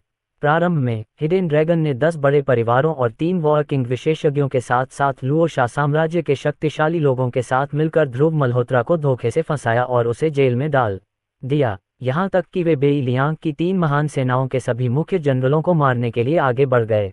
ऐसी भयंकर दुश्मनी का बदला लिया जाना चाहिए। केवल इन गद्दारों के खून से ही बेई लियांग सेना की आत्माएं शांत हो सकती हैं जो उनके कारण मर गईं। अब जब ध्रुव मल्होत्रा फिर से उभर आया है तो इन लोगों के पास उसे जिंदा उछलते हुए देखने का कोई कारण नहीं है। वे निश्चित रूप से ध्रुव मल्होत्रा को पूरी तरह से खत्म करने का मौका तलाशेंगे। सर, हिडन ड्रैगन हमेशा गुप्त रहता है और अपने सभी संसाधनों का उपयोग करने के बावजूद हम अभी तक उनकी गतिविधियों का पता नहीं लगा पाए हैं। जहां तक उन 10 परिवारों और 3 वॉर किंग्स का सवाल है, वे वर्षों से काफी अच्छे व्यवहार वाले रहे हैं और उन्होंने कोई भी अपमानजनक कदम नहीं उठाया है। जहां तक लुओशा साम्राज्य का सवाल है, वहां कुछ गतिविधियां हुई हैं, लेकिन कोई खुलासा करने वाली बात सामने नहीं आई है। आदित्य मेहता ने वर्षों से एकत्रित की गई खुफिया जानकारी की व्यवस्थित समीक्षा की और धीरे धीरे बोले। ये सुनकर ध्रुव मल्होत्रा कुछ और नहीं बोले। उन्होंने हल्की हंसी के साथ कहा, चूंकि उन्होंने उस समय मेरे खिलाफ कार्रवाई करने का साहस किया था, अब जब मैं जेल से बाहर आ गया हूं, तो वे निश्चित रूप से मेरे खिलाफ कार्रवाई करने का एक और अवसर ढूंढ लेंगे। हालांकि अब मैं उनसे नहीं डरता, लेकिन निष्क्रिय स्थिति में रहना बेई लियांग की शैली नहीं है। आदित्य मेहता ने गंभीरता से सिर हिलाया और गहरी आवाज में कहा, चिंता मत कीजिए सर, मैं अपने प्रयासों को तेज करने के लिए तुरंत अधिक जनशक्ति की व्यवस्था करूंगा। इससे पहले कि ये लोग दोबारा हमला करें, हमें कुछ खुफिया जानकारी अवश्य जुटानी चाहिए। इस बीच बातान के सदस्य अरविंद तिवारी का सिर और शरीर लेकर गुसु शहर के बाहर एक बड़े पहाड़ की ओर दौड़ पड़े। यद्यपि मोबेई कियानकुन युद्ध राजा का नाम मोबेई था, वह 2 साल पहले उच्च मार्शल आर्ट क्षेत्र की खोज में गुसु शहर आया था, जिसका लक्ष्य युद्ध राजा क्षेत्र में कदम रखना और एक सच्चा युद्ध राजा बनना था। उन्होंने गुसु शहर के बाहर एक पहाड़ को चुना, क्योंकि इसके नीचे छिपी एक ड्रैगन नस उन्हें युद्ध राजा के दायरे में तेजी से पहुंचने में मदद कर सकती थी, इसलिए वह तब से उस पहाड़ में एकांत में रह रहे थे। आज तक पूरे 2 साल तक उन्होंने पहाड़ से बाहर कदम नहीं रखा था। त्रिशा रैना ने अरविंद तिवारी का सिर पकड़ लिया। उनके पीछे बातान के 2 ग्रैंड मास्टर अरविंद तिवारी का शव लेकर पहाड़ में प्रवेश कर गए। तीनों को कोई पता नहीं था कि कियानकुन युद्ध राजा वास्तव में कहाँ है। वे इस पर्वत पर कियानकुन को इसलिए ढूंढ पाए क्योंकि अरविंद तिवारी ने बताया था कि यदि किसी दिन वह किसी अन्य के हाथों मारा गया तो बातान के लोग सहायता के लिए उसके स्वामी कियानकुन युद्ध राजा से पहाड़ों में संपर्क कर सकते हैं। उस समय सभी ने सोचा कि अरविंद तिवारी मजाक कर रहे हैं, क्योंकि बातान को जियांगन में अग्रणी मार्शल आर्ट शक्ति के रूप में जाना जाता था और अरविंद तिवारी स्वयं जियांगन में सबसे मजबूत थे। वह जियांगन क्षेत्र में परेशानी का सामना कैसे कर सकते थे? लेकिन जो बात उस समय सभी को मजाक लगी थी, वह आज सच निकली। जैसे जैसे तीनों पहाड़ों में आगे बढ़ते गए, उनकी सीधी पीठ अनजाने में थोड़ी झुक गई। ग्रेट ग्रैंड मास्टर के रूप में त्रिशा रैना को सबसे पहले एहसास हुआ कि कुछ गड़बड़ है और उन्होंने गहरी आवाज में कहा, इस जगह के चारों ओर एक आभा है जिसने हमें प्रभावित किया है, बिना हमारे ध्यान में आए। साम्राज्य पर कहानियां पढ़ना जारी रखें। ऐसी ताकत के साथ ये केवल कियानकुन युद्ध राजा ही हो सकता है। हमारे आसपास ध्यान से देखो, कियानकुन युद्ध राजा अवश्य ही आसपास ही होगा। ये सुनकर बातान के 2 ग्रैंड मास्टरों ने तुरंत प्रतिक्रिया दी और फिर उस अवर्णनीय आभा को लेकर जंगल में और भीतर चले गए। कुछ देर और अंदर जाने के बाद उन तीनों को पता ही नहीं चला कि कब उनके माथे पर ठंडे पसीने की बूंदें बन गईं। क्या आप इस बूढ़े आदमी को ढूंढ रहे हैं? उसी समय एक बूढ़ी और गहरी जर्जर आवाज अचानक उनके कानों के पास गूंजी। पहाड़ों की शांत गहराइयों में यह अचानक आया आवाज अविश्वसनीय रूप से स्पष्ट थी। ये सुनकर वे तीनों ही बुरी तरह हिल गए। उनका नेतृत्व कर रही त्रिशा रैना ने तुरंत ऊंची आवाज में कहा, कियानकुन, हम बातान के सदस्य हैं। हम विशेष रूप से आपको खोजने के लिए पहाड़ों में आए थे सर। हमारे हॉल मास्टर अरविंद तिवारी एक दुश्मन द्वारा दुखद रूप से मारे गए। मरने से पहले हॉल मास्टर ने कहा था कि अगर किसी दिन कोई उसे मार देता है तो हमें इन पहाड़ों पर आना चाहिए और तुमसे हॉल मास्टर का बदला लेने के लिए कहना चाहिए। जैसे ही उसकी आवाज गिरी, अचानक हवा का एक झोंका आया। हवा का झोंका थमते ही सफेद अभ्यास पोशाक पहने एक बुजुर्ग व्यक्ति अचानक उनकी नजरों में आया। जिस क्षण वह बुजुर्ग प्रकट हुआ, तीनों व्यक्तियों को घेरे हुए आभामंडल में अचानक कई गुना वृद्धि हो गई। दोनों ग्रैंडमास्टर इस आभा का दबाव सहन नहीं कर सके और जमीन पर गिर पड़े। उनकी आंखें आश्चर्य से भर गईं। यहाँ तक कि मध्यम स्तर के महान ग्रैंडमास्टर त्रिशा रैना भी इस आभा को झेलने में असमर्थ महसूस कर रहे थे। उनके पैर थोड़े से मुड़ रहे थे। उन्होंने अरविंद तिवारी का सिर अपने हाथों में उठाकर बुजुर्ग की ओर देखा और आदरपूर्वक कहा, कियान कुन, हॉल मास्टर का शरीर यहाँ है। कृपया सर, कार्रवाई करें और हॉल मास्टर के लिए न्याय मांगें। जानती को किसने मारा? मुझे इसके बारे में बताओ, कियान कुन युद्ध राजा ने भारी स्वर में पूछा। कियान कुन युद्ध राजा इतनी गहन गहराई से खेती करने के बाद स्वाभाविक रूप से सतर्क था। दुश्मन की ताकत को जाने बिना वह जल्दबाजी में सहमत नहीं होगा, भले ही दुश्मन ने उसके एकमात्र शिष्य को मार डाला हो। ये सर्वविदित है कि यद्यपि अरविंद तिवारी उनके शिष्य थे, लेकिन लिन में भी महान ग्रैंडमास्टर की शक्ति चरम पर थी। ग्रेट ग्रैंडमास्टर का शिखर और वॉर किंग का आधा कदम एक महीन रेखा के अंतर पर हैं, हालांकि उनके बीच का अंतर बहुत बड़ा है। जो कोई भी व्यक्ति आसानी से एक शीर्षस्थ महान ग्रैंडमास्टर को मार डालने में सक्षम है, वह निश्चित रूप से एक अर्धचरणीय युद्ध राजा बनने से बहुत पीछे नहीं है। ये वास्तव में यही सतर्क स्वभाव था जिसने कियान कुन युद्ध राजा को अब तक जीवित रहने और आधे कदम के युद्ध राजा की ताकत हासिल करने की अनुमति दी। सर, उस व्यक्ति का नाम ध्रुव मल्होत्रा है और उसके साथ 3 ग्रेट ग्रैंड मास्टर स्तर के लड़ाकू विमान हैं। आप निश्चिंत रहिए महोदय, इन तीनों में से कोई भी आधा कदम का वार किंग नहीं है और वे सभी ग्रेट ग्रैंड मास्टर स्तर के हैं। सर, आपकी ताकत अद्वितीय है। यदि आप कार्रवाई करेंगे तो ये लोग निस्संदेह मर जाएंगे।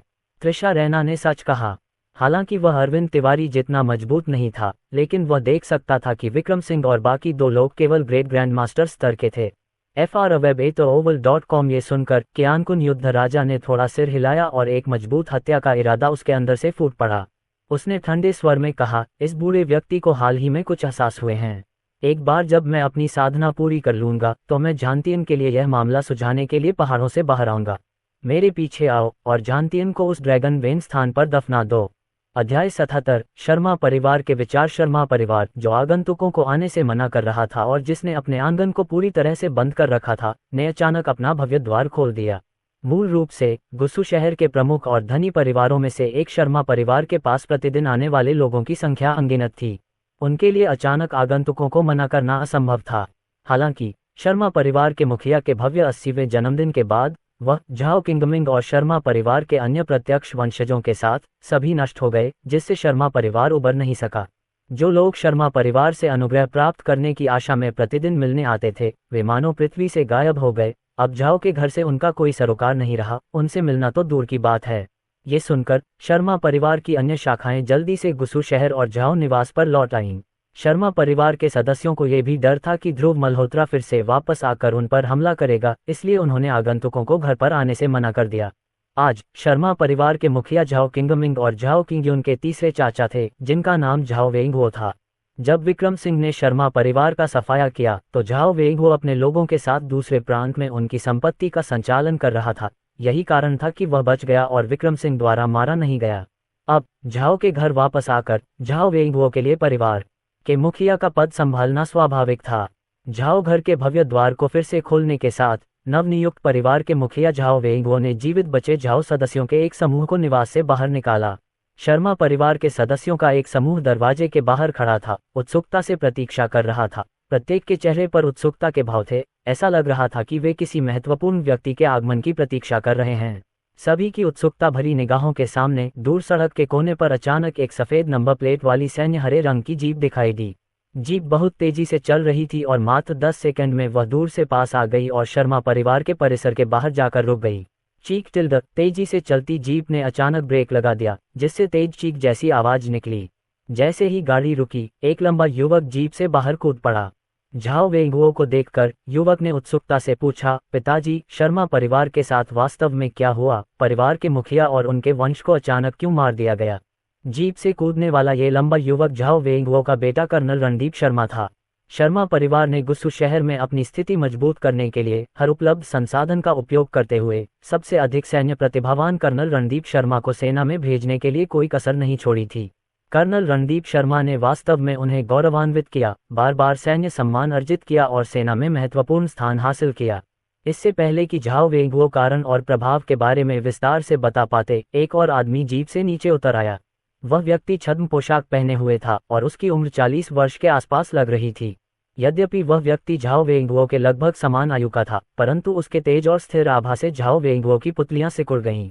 वाहन से अधेड़ उम्र के व्यक्ति को उतरते देख कर्नल रणदीप शर्मा ने तुरंत कहा, पिताजी, ये कमांडर वांग हैं, दक्षिणी कमान में चौथे स्थान पर हैं।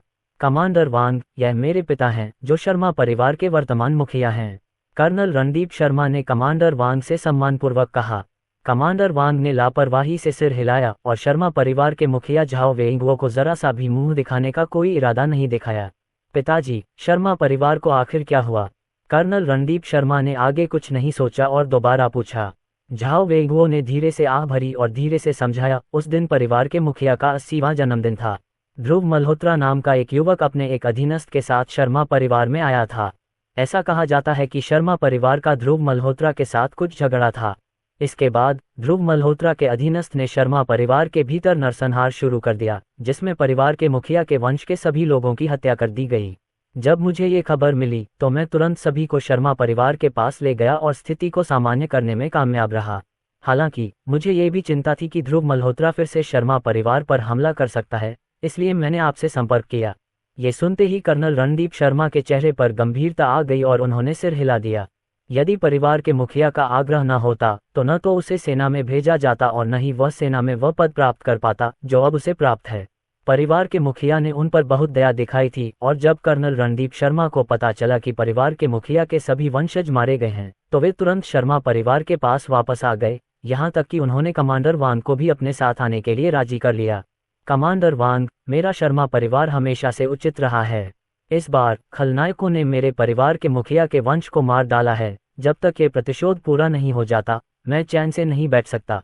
यदि भविष्य में कमांडर वांग किसी भी तरह से सहायता कर सके तो मैं आभारी रहूंगा यदि आप इस बार अपने अधीनस्थ की मदद करेंगे। विवरण सुनने के बाद कर्नल रणदीप शर्मा तुरंत कमांडर वांग की ओर मुड़े और गंभीर स्वर में बोले। कमांडर वांग मुस्कुराए और सिर हिलाया, फिर कहा, बेशक, अगर मैं किसी भी तरह से मदद कर सकता हूं तो मुझे बताएं।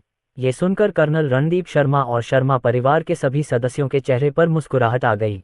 कमांडर वांग दक्षिणी सीमांत सेना में चौथे स्थान के कमांडर थे, उनकी ताकत और स्थिति दोनों में कोई संदेह नहीं था। बाद में शर्मा परिवार ने कमांडर वांग का अपने घर में स्वागत किया और उनके मनोरंजन के लिए दावत की व्यवस्था की। भोजन के दौरान कमांडर वांग ने अचानक पूछा, इस ध्रुव मल्होत्रा नामक व्यक्ति की पृष्ठभूमि क्या है जो परिवार के मुखिया के वंश को नष्ट करने का दुस्साहस कर रहा है? कमांडर, मैंने ध्रुव मल्होत्रा के बारे में सारी जानकारी की जांच करने के लिए किसी को भेज दिया है। एम्पायर पर कहानियां खोजें। झाओ वेंगुओ ने बोलना शुरू किया और फिर आगे कहा, ध्रुव मल्होत्रा नाम के इस पागल की कोई प्रमुख पहचान नहीं है, न ही वह जियांगन के सैन्य परिवारों से है। उसकी पहचान केवल जिनलिंग के एक दूसरे दर्जे के परिवार, वर्मा परिवार के दामाद की है।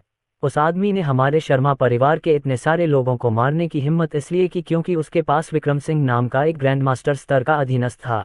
ये सुनकर कमांडर वांग ने थोड़ा सिर हिलाया, उनकी आंखों में तिरस्कार की झलक दिखाई दी। क्या एक दूसरे दर्जे के परिवार से आने वाला दामाद सचमुच सोचता है कि वह सिर्फ इसलिए लापरवाही से काम कर सकता है क्योंकि उसके पास ग्रैंड मास्टर स्तर का अनुयायी है? कमांडर वांग, क्या मैं पहले ध्रुव मल्होत्रा को चुनौती पत्र देने के लिए किसी को भेजूं ताकि उसका जवाब देखा जा सके? इस तरह हम उसकी ताकत का भी अंदाजा लगा सकते हैं। कर्नल रणदीप शर्मा अचानक बगल से बोले। कमांडर वांग ने प्रसन्न होकर उसकी ओर देखा और कहा, अपने शत्रु को जानने और स्वयं को जानने के लिए आप 100 लड़ाइयों में भी खतरे में नहीं पड़ेंगे। जैसा आप सुझाते हैं वैसा ही करते हैं। यदि उस आदमी की पहचान वास्तव में वैसी ही है जैसी आपने जांच की है तो मैं शर्मा परिवार की सहायता करूंगा। ये सुनकर शर्मा परिवार के सभी सदस्यों को बहुत खुशी हुई। रात में एक मेबैक कार झाओ निवास से निकली और सीधे हु परिवार के विला की ओर बढ़ी। ध्रुव मल्होत्रा, जो अपने कमरे में ध्यान कर रहे थे, ने अचानक अपनी आंखें खोलीं और उनकी उदासीन पुतलियां तुरंत विला के बाहर की ओर मुड़ गईं। मेबैक कार विला के बाहर रुकी और एक मध्यम आयु वर्ग का व्यक्ति जो बटलर जैसा दिख रहा था कार से बाहर निकला। उन्होंने विला की ओर आवाज लगाई, मैं शर्मा परिवार का बटलर हूँ, क्या मैं श्री ध्रुव मल्होत्रा से कह सकता हूँ कि वे बाहर आकर मुझसे मिलें? ये सुनकर ध्रुव मल्होत्रा की भौहें चढ़ गईं। विक्रम सिंह ने शर्मा परिवार के सभी लोगों को मार डाला था तो अचानक बटलर कैसे आ गया? क्या ऐसा हो सकता है कि शर्मा परिवार के अन्य सदस्य भी उस दिन घर पर नहीं थे? हालांकि एक पल में ही ध्रुव मल्होत्रा के दिमाग में एकमात्र संभावना आ गई थी। उस दिन परिवार के मुखिया का 80वां जन्मदिन था और शर्मा परिवार के सभी सदस्य घर वापस नहीं लौटे थे, जिससे वे नरसंहार से बच गए। अध्याय 78 प्रबंधक का डर। विक्रम सिंह और उनके दो साथी, जो प्रशिक्षण में व्यस्त थे, तुरंत रुक गए और क्षण भर में प्रांगण में प्रकट हो गए। ध्रुव मल्होत्रा भी खिड़की से नीचे कूद पड़े और आंगन में स्थिर होकर उतरे। मेरे नाथ! ध्रुव मल्होत्रा को देखकर विक्रम सिंह और अन्य लोगों ने आदरपूर्वक आवाज लगाए। ध्रुव मल्होत्रा ने हल्का सा सिर हिलाया और कहा, हाँ, जाओ दरवाजा खोलो। देखते हैं इस बार शर्मा परिवार का कौन सा प्रबंधक सामने आता है। ये सुनकर विक्रम सिंह ने तुरंत विला का मुख्य दरवाजा खोल दिया। उन चारों को देखकर प्रबंधक ने भी तुरंत अपना भाव बदल लिया। क्या यह नहीं कहा गया था कि ध्रुव मल्होत्रा का केवल एक ही अधीनस्थ था? अब ये 3 लोगों में कैसे बदल गया था? उस दिन मैंने शर्मा परिवार के 32 लोगों को मार डाला, एक भी प्रत्यक्ष वंशज जीवित नहीं बचा। तुम कहाँ से आए हो? विक्रम सिंह ने प्रबंधक की ओर देखा और उदासीनता से पूछा। ये सुनकर प्रबंधक ने भी विक्रम सिंह की ओर देखा और जब उसकी नज़र विक्रम सिंह की उदासीन नज़रों से मिली तो प्रबंधक कांप उठा, उसकी पीठ तुरंत ठंडे पसीने से भीग गई। उस दिन शर्मा परिवार के मुखिया के वंश के सभी लोगों को मारने वाला कोई और नहीं बल्कि उसके सामने खड़ा यह मृत्यु का देवता था। ऐसे निर्दयी हत्यारे का सामना करते समय प्रबंधक को डर क्यों नहीं लगा होगा? यह, मेरे प्रभु, जिस दिन प्रभु शर्मा परिवार पर अवतरित हुए, वर्तमान परिवार का मुखिया और मैं शर्मा परिवार में नहीं थे। आज मैं परिवार के मुखिया के आदेश पर भगवान ध्रुव मल्होत्रा को एक पत्र देने के लिए यहाँ आया हूँ। इस डर से कि कहीं विक्रम सिंह अचानक उस पर हमला न कर दे, प्रबंधक ने जल्दी से अपना उद्देश्य बता दिया। ये सुनकर विक्रम सिंह ने उदासीनता से सिर हिलाया और ठंडे स्वर में कहा, पत्र कहाँ है? ये रहा महाराज। प्रबंधक ने अपनी जेब से एक लिफाफा निकाला और आदरपूर्वक विक्रम सिंह को सौंप दिया। पत्र पाकर विक्रम सिंह ने उसकी ओर घृणा भरी नजरों से देखा और ध्रुव मल्होत्रा की तरफ मुड़ गया। महाराज, उस आदमी ने कहा कि वह एक पत्र देने आया है।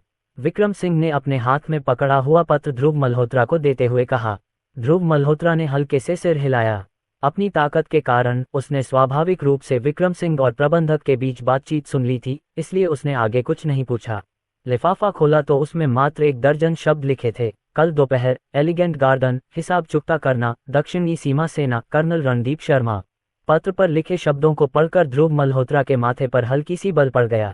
दक्षिणी सीमा सेना? क्या शर्मा परिवार के लोग अभी भी दक्षिणी सीमा सेना में हैं? ध्रुव मल्होत्रा के पास खड़े आदित्य मेहता और करण मल्होत्रा ने भी स्वाभाविक रूप से पत्र की विषय वस्तु देखी। आदित्य मेहता ने भौहें सिकोड़ते हुए कहा, शर्मा परिवार के लोग अभी भी दक्षिणी सीमा सेना में हैं। अगर वह शर्मा परिवार का बदला लेने के लिए स्वामी के पीछे आने की हिम्मत करता है, तो क्या उसके पीछे दक्षिणी सीमा सेना की छाया हो सकती है? रैंक के संदर्भ में दक्षिणी सीमा सेना ध्रुव मल्होत्रा के नेतृत्व वाली उत्तरी लियो सेना के समान स्तर पर है। हालांकि दोनों सेनाओं की ताकतें वास्तव में काफी भिन्न हैं। उत्तरी लियाओ सेना, जो कई वर्षों से लुओशा साम्राज्य के साथ युद्ध में है, एक अत्यंत शक्तिशाली प्रतिद्वंद्वी का सामना कर रही है, जिसके परिणामस्वरूप उत्तरी लियाओ सेना का प्रत्येक जीवित सैनिक दुर्जय शक्ति से युक्त है। जिनकी क्षमताएं कमजोर थीं वे पहले ही युद्ध में मर चुके थे। इस बीच दक्षिणी सीमा सेना का मुख्य शत्रु समुद्री डाकू रहे हैं, जो एक छोटा सा क्षेत्र है जो मार्शल आर्ट में समृद्ध है, लेकिन उनकी संख्या सीमित है, जिससे अंततः बहुत अधिक मार्शल कौशल विशेषज्ञ पैदा नहीं हुए। ऐसे दुश्मन से भिड़ने का मतलब था कि दक्षिणी सीमा सेना की ताकत स्वाभाविक रूप से उत्तरी लियाओ सेना की तुलना में कमजोर थी। बस दक्षिणी सीमा सेना के लोगों की तो बात ही छोड़िए, अगर कर्नल रवि ठाकुर स्वयं भी आ जाएं, तो भी हमें डरने की कोई बात नहीं है। ड्रैगन साम्राज्य की 4 महान सेनाओं में से केवल हमारी उत्तरी लियाओ सेना ही सबसे शक्तिशाली है। इसके अलावा अब भगवान के बारे में, करण मल्होत्रा ने घृणा से कहा। फिर भी बोलते बोलते वह अचानक रुक गया और अपनी बात पूरी नहीं कर सका। ध्रुव मल्होत्रा ने सफलतापूर्वक शाही क्षेत्र में प्रवेश कर लिया था। ये रहस्य केवल कुछ ही लोगों को पता था। शर्मा परिवार की नौकरानी के अभी भी आसपास रहने के कारण करण मल्होत्रा ने स्वाभाविक रूप से इस मामले को उजागर करने की हिम्मत नहीं की। वापस जाओ और कर्नल रणदीप शर्मा से कहो कि अगर वह मुझसे हिसाब बराबर करना चाहता है तो वह खुद यहाँ आ जाए। मुझसे मिलने के लिए कह रहे हो? मेरे पास समय नहीं है। ध्रुव मल्होत्रा ने पत्र को वापस लिफाफे में ठूंस दिया और गृहस्वामी की ओर देखते हुए उदासीनता से बोला। जैसे ही उसकी आवाज धीमी हुई, ध्रुव मल्होत्रा ने लिफाफे को 2 उंगलियों के बीच दबाया और उसे झटका। टकराना। उस क्षण वह मुलायम लिफाफा एक तेज ब्लेड में बदल गया और वह सीधे मेबैक के शरीर में घुस गया। एक ब्लेड की तरह लिफाफा स्टील में 3 बिंदुओं तक घुस गया। ये दृश्य देखकर गृहस्वामी का गला रूंध गया और उसकी जीभ पर आए शब्द भी तुरंत ही वापस निगल लिए गए। हाँ, यह विनम्र व्यक्ति समझता है। मैं तुरंत चला जाऊंगा। इतना कहकर गृह सहायिका अपनी मेबैक कार में वापस बैठी और पीछे देखे बिना ही चली गई। मेबैक को जाते देखकर करण मल्होत्रा मुस्कुराए और मुस्कुराते हुए बोले, महाराज, वह बच्चा कर्नल रणदीप शर्मा आपको बिल्कुल भी गंभीरता से नहीं लेता। दक्षिणी सीमा से आए एक साधारण सैनिक की हिम्मत कैसे हुई कि वह आपको इतनी अहंकारपूर्ण तरीके से बैठक के लिए चुनौती दे? क्यों न मैं शर्मा परिवार के पास जाऊं और उन सभी को मार डालूं, ताकि हमें उनके द्वारा आपके सामने कूदने और आपको परेशान करने की परेशानी से बचाया जा सके। ध्रुव मल्होत्रा ने बस उसकी ओर देखा, कुछ नहीं कहा और वापस विला के अंदर जाने के लिए मुड़ गया। ध्रुव मल्होत्रा को अपनी ओर अनदेखा करते देख करण मल्होत्रा ने अजीब तरह से अपने सिर के पीछे खुजलाया। क्या आप भूल गए कि भगवान ने कोई बड़ा कदम न उठाने के बारे में क्या कहा था? ये ड्रैगन देश है, हमारा अराजक उत्तरी लियाओ नहीं। आदित्य मेहता ने सिर हिलाते हुए मुस्कुराते हुए कहा। इससे पहले कि विक्रम सिंह दरवाजा बंद कर पाते, एक और रोल्स रॉयस विला के प्रवेश द्वार पर रुकी। कार के स्थिर होने के बाद रोशनी वर्मा, जो कई दिनों से विला से बाहर थी, कार से नीचे उतरी। आप सब यहाँ हैं। ध्रुव मल्होत्रा कहाँ है? विक्रम सिंह व अन्य लोगों को देखकर रोशनी वर्मा भी पूछताछ करने लगी। पिछली मुलाकातों के कारण रोशनी वर्मा इन तीनों से परिचित थी, इसलिए स्वाभाविक रूप से वह अजनबी नहीं थी। विक्रम सिंह हल्के से मुस्कुराए और विला के अंदर की ओर इशारा करते हुए बोले, भगवान विला के अंदर हैं। ठीक है, तुम लोग आगे बढ़ो, मैं ध्रुव मल्होत्रा को ढूंढता हूँ। बोलने के बाद रोशनी वर्मा विला में चली गईं। अपनी क्षमताओं के बल पर तीनों ने स्वाभाविक रूप से इन कुछ दिनों में रोशनी वर्मा में आए बदलावों को नोटिस किया। इससे पहले वर्मा परिवार में अपने साथ हुए व्यवहार के कारण रोशनी वर्मा के अंदर निराशा और आत्महीनता का भाव व्याप्त था, लेकिन इन कुछ दिनों में उसकी उदास और आत्महीनता वाली छवि गायब हो गई थी और वह अधिक प्रसन्न और आत्मविश्वासी लगने लगी थी। विक्रम सिंह ने सामने का दरवाजा बंद कर दिया, लेकिन तीनों ने विला के अंदर जाने में जल्दबाजी नहीं की, क्योंकि वे जानते थे कि रोशनी वर्मा अभी अभी लौटी है और उसे ध्रुव मल्होत्रा से बात करनी है। स्वाभाविक रूप से वे दखल नहीं देना चाहते थे। उस समय विला के अंदर, जैसा कि तीनों ने उम्मीद की थी, ध्रुव मल्होत्रा और रोशनी वर्मा लिविंग रूम के सोफे पर बैठे थे। रोशनी वर्मा ने बताया कि पिछले दिनों फैमिली हेड हु के साथ रहते हुए उन्होंने क्या देखा और क्या सीखा, और ध्रुव मल्होत्रा किसी भी प्रकार की अधीरता दिखाने के बजाय रोशनी वर्मा की पूरी कहानी चुपचाप मुस्कुराते हुए सुनते रहे। यदि उत्तरी लियाओ के दुश्मन इस समय उत्तरी लियाओ राजा के आचरण को देखें तो शायद कई लोग दंग रह जाएंगे। निर्णायक और निर्दयी उत्तरी लियाओ राजा, किसने सोचा होगा कि वह इतना सुलभ हो सकता है? तुमने इन दिनों कड़ी मेहनत की है। मैंने कड़ी मेहनत नहीं की है। ये सब परिवार के मुखियाहू का काम है जो व्यस्त रहे हैं, जबकि मैं सिर्फ देख रहा हूँ। दोनों के बीच मुस्कुराहट का आदान प्रदान हुआ और ऐसा लगा कि उनके रिश्ते में भी धीरे धीरे गर्मजोशी आ रही है। अध्याय 79। दोनों पक्षों की कार्रवाइयां बहुत जल्द ही। उन्होंने कर्नल रणदीप शर्मा और कमांडर वांग के सामने कहा, यंग मास्टर, कमांडर वांग, ध्रुव मल्होत्रा पूरी तरह से अपमानजनक है। उसने न केवल यंग मास्टर की कल की चुनौती को अस्वीकार कर दिया, बल्कि हमारे शर्मा परिवार के प्रति अपनी अवज्ञा प्रदर्शित करने के लिए पत्र को गाड़ी में पटक दिया। ये सुनकर कर्नल रणदीप शर्मा ने अपना हाथ मेज पर पटक दिया। ठंडे भाव से उन्होंने कहा, ध्रुव मल्होत्रा में बहुत हिम्मत है। इसके अलावा क्या उन्होंने कुछ और कहा? प्रबंधक का चेहरा धीरे धीरे बदल गया और वह आगे बोलने में अनिच्छा दर्शा रहा था। उसकी प्रतिक्रिया देखकर कर्नल रणदीप शर्मा का चेहरा और भी गहरा हो गया। जब मैं तुम्हें बोलने को कहता हूँ तो तुम बोलते हो। हाँ हाँ युवा मास्टर, आपको पता नहीं है, वह आदमी अविश्वसनीय रूप से घमंडी है। प्रबंधक ने तुरंत उसकी बात मान ली और आगे कहा, उसने कहा कि दक्षिणी सीमा सेना का क्या मतलब है, और आप, युवा मास्टर, उसे व्यक्तिगत रूप से कार्रवाई करने के लिए बाध्य करने के योग्य नहीं हैं। उन्होंने ये भी कहा कि यदि युवा मास्टर आपके परिवार के साथ अपनी दुश्मनी को सुलझाना चाहते हैं तो आपको व्यक्तिगत रूप से उनसे मिलना चाहिए। इसके अलावा इस आदमी ने यह भी कहा कि न केवल आप, यंग मास्टर, बल्कि कमांडर वांग के पास भी उससे व्यक्तिगत मुलाकात करने की ताकत नहीं है, और केवल तभी जब कर्नल रवि ठाकुर स्वयं आएंगे, वह मिलने पर विचार करेंगे। प्रबंधक मूर्ख नहीं था। इस समय वह कमांडर वांग को उकसाने के लिए अपने शब्दों को बढ़ा चढ़ाकर कह रहा था। उसका इरादा दक्षिणी सीमा के कमांडर को शर्मा परिवार का बदला लेने के लिए उकसाना था। ये सुनते ही कर्नल रणदीप शर्मा का चेहरा एकदम गंभीर हो गया और उन्होंने भयावह लहजे में कहा, ध्रुव मल्होत्रा में बहुत हिम्मत है। उसने मेरे और कमांडर वांग के प्रति इतना अनादर दिखाने की हिम्मत कैसे की? उसमें ये दावा करने की भी हिम्मत है कि यदि दक्षिणी सीमा का राजा स्वयं आए तभी वह उससे मिलने के योग्य होगा। ये कितना अहंकार है। पास ही खड़े कमांडर वांग के चेहरे पर भी बर्फ जैसी ठंडक थी तथा उनसे एक जानलेवा आभा निकल रही थी। दक्षिणी सीमा सेना के चौथे कमांडर के रूप में उनका दर्जा बहुत सम्मानीय था। उनके साथ ऐसा तिरस्कारपूर्ण व्यवहार कब किया गया था? ये ध्रुव मल्होत्रा सचमुच घमंडी है। मुझे आश्चर्य है कि क्या वह सचमुच हमारी दक्षिणी सीमा सेना की ताकत से अवगत नहीं है, या वह सिर्फ दिखावा कर रहा है। यदि सचमुच ऐसा है, तो जो व्यक्ति दक्षिणी सीमा सेना को भी नहीं समझता, वह हमारे लिए कोई खतरा नहीं है। कमांडर वांग ने गहरी सांस ली, अपने क्रोध को दबाया और ठंडी आवाज में कहा। इन शब्दों पर कर्नल रणदीप शर्मा, जो कुछ देर पहले तक स्पष्ट रूप से क्रोधित थे, अब ठंडी हंसी हंसते हुए बोले, कमांडर वांग, आप वास्तव में सब कुछ स्पष्ट रूप से देख रहे हैं। यदि ध्रुव मल्होत्रा में सचमुच इतनी ताकत थी और उसने दक्षिणी सीमा सेना को नीचा दिखाने का साहस किया था, तो उसकी स्थिति कितनी भयावह रही होगी। मेरी राय में ऐसा अज्ञात और बेकार व्यक्ति शायद हमें भ्रमित करने की कोशिश कर रहा है, तथा हमें यह विश्वास दिलाना चाहता है कि वह बहुत ऊंचा स्थान रखता है, इसलिए हम उसे और परेशान करने की हिम्मत नहीं करेंगे। कमांडर वांग ने मुस्कुराते हुए सिर हिलाया, उनका चेहरा घृणा से भरा हुआ था। कर्नल रणदीप शर्मा ने सख्त लहजे में कहा, ऐसा बेशर्म आदमी, कल मैं खुद उस विला में जाकर देखूंगा कि उसमें वास्तव में क्या योग्यताएं हैं। गुसू शहर के बाहर गहरे पहाड़ों में त्रिशा रैना और 2 अन्य लोग हरे पहाड़ों और पानी के बीच पैर मोड़कर बैठे थे। उनकी सांसें उनके आसपास के वातावरण के साथ तालमेल बिठा रही थीं। उनके सामने एक कब्रगाह थी जिस पर एक पत्थर लगा था जिस पर लिखा था, अरविंद तिवारी की समाधि। अरविंद तिवारी को ड्रैगन शिरा पर दफनाया गया था, एक ऐसी जगह जो वास्तव में फेंग शुई खजाना कहलाने के योग्य है। खेती शुरू करने से पहले ही यहाँ पहुँचने पर तीनों को अपनी ताकत में थोड़ा सुधार महसूस हुआ। स्वाभाविक रूप से वे ऐसी स्थिति से बाहर निकलने के लिए अनिच्छुक थे। अरविंद तिवारी को दफनाने और कियानकुन युद्ध राजा की सहमति प्राप्त करने के बाद तीनों अपनी साधना शुरू करने के लिए अरविंद तिवारी की कब्र के पास रुक गए। पलक झपकते ही कई दिन बीत गए और कियानकुन युद्ध राजा ने कोई हलचल का संकेत नहीं दिखाया।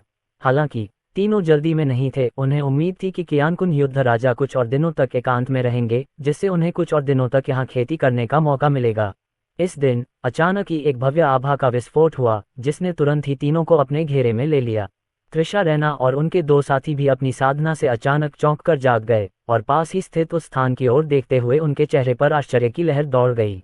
उन्होंने देखा कि कियानकुन युद्ध राजा धीरे धीरे उस गुफा से बाहर आ रहा है जहां वह एकांत में था, और जैसे ही वह प्रकट हुआ, उसकी भारी उपस्थिति तुरंत गायब हो गई। इस समय कियानकुन युद्ध राजा की आभा संयमित थी, उसमें वह तीक्ष्णता नहीं थी जो उसने पहली मुठभेड़ में दिखाई थी, और ऐसा प्रतीत हो रहा था मानो वह सादगी और सच्चाई की ओर लौटने की स्थिति में प्रवेश कर गया हो। कियानकुन युद्ध राजा ने त्रिशा रैना और अन्य 2 से संपर्क किया। हम कियानकुन युद्ध राजा को अपना सम्मान अर्पित करते हैं, त्रिशा रैना और उनके साथियों ने सम्मानपूर्वक कहा। कियानकुन युद्ध राजा ने थोड़ा सिर हिलाया और गहरी आवाज में बोला, तुम तीनों मेरी निशानी लेकर माउंट ताइर जाओ और हॉन्गवू नाम के एक आदमी को खोजो। ध्रुव मल्होत्रा की वास्तविकता की जांच करने में उसे अपने साथ शामिल करो। इसके साथ ही उन्होंने त्रिशा रैना को एक टोकन सौंपा जो देखने में प्राचीन लग रहा था और जिस पर यिन यांग मछली बनी हुई थी। हाँ, त्रिशा रैना ने अधिक कुछ कहने की हिम्मत नहीं की और टोकन प्राप्त करने के बाद वह तुरंत अन्य 2 लोगों के साथ वहां से चले गए। दूरी में 3 आकृतियों को गायब होते देख कियानकुन युद्ध राजा की आकृति भी धीरे धीरे गायब हो गई। स्वाभाविक रूप से सतर्क रहने के कारण उन्होंने बहुत सोच विचार के बाद निर्णय लिया कि जल्दबाजी में कोई कदम उठाने से पहले ध्रुव मल्होत्रा की वास्तविकता की जांच करने के लिए किसी को भेजा जाए। हॉन्गवू एक महान ग्रैंड मास्टर थे जिनसे कियानकुन युद्ध राजा की मुलाकात कई साल पहले हुई थी जब वे ड्रैगन नसों की खोज में गुसू शहर आए थे। उस समय हॉन्गवू पहले से ही ग्रेट ग्रैंड मास्टर्स के शिखर पर थे, हालांकि वे माउंट ताइर पर एकांत में रह रहे थे। कियानकुन युद्ध राजा के कुछ अनौपचारिक सुझावों के आधार पर हॉन्गवू ने उनका उपकार मान लिया था। 2 साल पहले हॉन्गवू पहले से ही ग्रेट ग्रैंड मास्टर्स के शिखर पर था और अब 2 और साल बीतने के साथ और कियानकुन युद्ध राजा के मार्गदर्शन के साथ हॉन्गवू की ताकत और भी अधिक होगी। चूंकि अरविंद तिवारी ध्रुव मल्होत्रा के अधीनस्थ का मुकाबला नहीं कर सकते थे, इसलिए हॉन्गवू द्वारा एक कदम आगे बढ़ाकर उनका परीक्षण करना सबसे उपयुक्त था। अगली सुबह हुई। ध्रुव मल्होत्रा पिछले दिनों की तरह आज भी जल्दी उठ गए। बड़े भाई, मैंने आपके लिए नाश्ता तैयार कर लिया है, यह नीचे मेज पर है। अगर तुम जाग रहे हो तो खाना खा लो, जल्दी ही ठंड बढ़ जाएगी और मैं सबसे पहले फाउंडेशन की ओर जा रहा हूँ। दरवाजे के बाहर से रोशनी वर्मा की आवाज आई। ध्रुव मल्होत्रा ने अपने कमरे का दरवाजा खोला और रोशनी वर्मा को देखा, जो हमेशा की तुलना में बहुत अधिक खुश थी और एक जानबूझकर मुस्कुरा रही थी। उन्होंने रोशनी वर्मा की ओर देखा और मुस्कुराते हुए कहा, बहुत दिनों से नींद नहीं आ रही, अब और सोने की जरूरत नहीं है। बड़े भाई, आपको मेरे स्वास्थ्य के बारे में चिंता करने की जरूरत नहीं है। जब से मैंने आपकी बताई दवा लेनी शुरू की है, मैं महसूस कर सकता हूँ कि मेरा शरीर हर दिन बेहतर हो रहा है। रोशनी वर्मा ने हल्की हंसी के साथ कहा, फिर आगे कहा, फाउंडेशन अभी अभी स्थापित हुआ है और सभी मामलों को फैमिली हेड द्वारा संभाला जा रहा है। मैं जल्द से जल्द उनसे परिचित होना चाहती हूँ ताकि मैं उनकी मदद कर सकूँ। ये सुनकर ध्रुव मल्होत्रा मुस्कुराए और सिर हिलाया। वह महसूस कर सकता था कि रोशनी वर्मा का शरीर दिन ब दिन मजबूत होता जा रहा था। इस डर से वह रोशनी वर्मा का इलाज करने और उसके स्वास्थ्य से जुड़ी समस्याओं को पूरी तरह से ठीक करने में ज्यादा समय नहीं लगा सकता था। आगे बढ़ो और रास्ते में सावधान रहो। रोशनी वर्मा ने मधुर मुस्कान बिखेरी और विला से बाहर चली गईं। विला के बाहर फैमिली हेड हु ने पहले से ही एक रोल्स रॉयस कार रोशनी वर्मा के लिए खड़ी कर रखी थी। ध्रुव मल्होत्रा नीचे गए और देखा कि नाश्ता अभी भी मेज पर भाप छोड़ रहा था, तो उनके चेहरे पर एक सुखद मुस्कान आ गई। जब वह नाश्ते का आनंद ले रहा था तो अचानक उसका माथा सिकुड़ गया। विला के बाहर एक मेबैक अचानक रुकी और विक्रम सिंह और उसके दो साथी तुरंत ही विला के प्रवेश द्वार पर आ गए। अपने सामने खड़ी मेबैक कार को देखते हुए करण मल्होत्रा ने ठंडे स्वर में कहा, ये दुस्साहसी बदमाश कौन है जो इतनी सुबह सुबह शांति भंग करने की हिम्मत कर रहा है। अध्याय 80 चींटियां। एक लंबा व्यक्ति वाहन से नीचे उतरा। जीप से उतरने वाला व्यक्ति कोई और नहीं बल्कि शर्मा परिवार का कर्नल रणदीप शर्मा था। तुम कौन हो जो सुबह सुबह यहाँ आकर भगवान की शांति भंग करने का साहस कर रहे हो। कर्नल रणदीप शर्मा को देखकर करण मल्होत्रा की भौहें तन गईं और वह प्रिय भाव से बोलने लगे। कर्नल रणदीप शर्मा की उदासीन निगाह उन दोनों व्यक्तियों पर पड़ी और उन्होंने ठंडी हंसी के साथ कहा, मैं शर्मा परिवार का कर्नल रणदीप शर्मा हूँ, दक्षिणी सीमा सेना का सदस्य हूँ। तुम्हारे तथाकथित स्वामी ने कल मेरी चुनौती को अस्वीकार कर दिया था, इसलिए आज मैं उनकी इच्छा के अनुसार उनसे मिलने आया हूँ। मैं आपके स्वामी से मिलने आया हूँ। क्या आप एक तरफ नहीं हटेंगे। कर्नल रणदीप शर्मा ने तिरस्कार भरी नजरों से उन तीनों लोगों को देखा। हालांकि वह नहीं जानते थे कि उनके सामने खड़े दो लोगों में से विक्रम सिंह कौन था, जिसका जिक्र उनके पिता ने किया था। लेकिन अगर वह विक्रम सिंह भी था तो क्या हुआ। भले ही विक्रम सिंह ने शर्मा परिवार के मुखिया के सभी प्रत्यक्ष वंशजों को मार डाला हो, फिर भी वह केवल एक ग्रैंड मास्टर ही था। हम घमंडी युवक, उसे अंदर आने दो। चूंकि वह दक्षिणी सीमा सेना से है, इसलिए हम उससे मिलेंगे। जैसे ही करण मल्होत्रा अपना आपा खोने वाला था, ध्रुव मल्होत्रा की उदासीन आवाज उसके पीछे वाले विला से आई। इन शब्दों पर करण मल्होत्रा ने अपना आभामंडल नियंत्रित किया और वह तथा विक्रम सिंह अनिच्छा से आगे बढ़ गए। नौकर तो नौकर ही रहेंगे, आखिरकार वे आपके स्वामी से तुलना नहीं कर सकते जिनके पास दूरदर्शिता है। कर्नल रणदीप शर्मा विला में घुसे और विक्रम सिंह तथा अन्य लोगों के पास से गुजरते समय उन पर ताना मारना नहीं भूले, क्योंकि ध्रुव मल्होत्रा ने बोल दिया था। विक्रम सिंह और अन्य लोगों को अपने दिल में भड़के गुस्से के बावजूद उसे दबाना पड़ा। ये देखकर कि उन तीनों ने उन पर हमला करने की हिम्मत नहीं की, कर्नल रणदीप शर्मा मुस्कुराए, उनकी आंखें घृणा से भरी हुई थीं। विक्रम सिंह और अन्य लोगों की अनदेखी करते हुए कर्नल रणदीप शर्मा निर्भीकतापूर्वक विला में चले गए। ये कमबख्त चीज बस एक अंतिम चरण का ग्रैंड मास्टर है और वह हम पर नजर डालने की हिम्मत करता है। अगर भगवान न बोलते तो मैं खुद उनका सिर काट देता। करण मल्होत्रा ने कर्नल रणदीप शर्मा की पीठ की ओर देखते हुए कहा। उनकी आवाज बर्फीली थी, उनकी आंखें गुस्से से भरी हुई थीं। विक्रम सिंह ने भी क्रूर मुस्कान बिखेरते हुए फुसफुसाते हुए कहा, मुझे उम्मीद है कि वह जल्द ही भगवान को नाराज कर देगा ताकि मैं उसे तुरंत टुकड़े टुकड़े कर सकूं।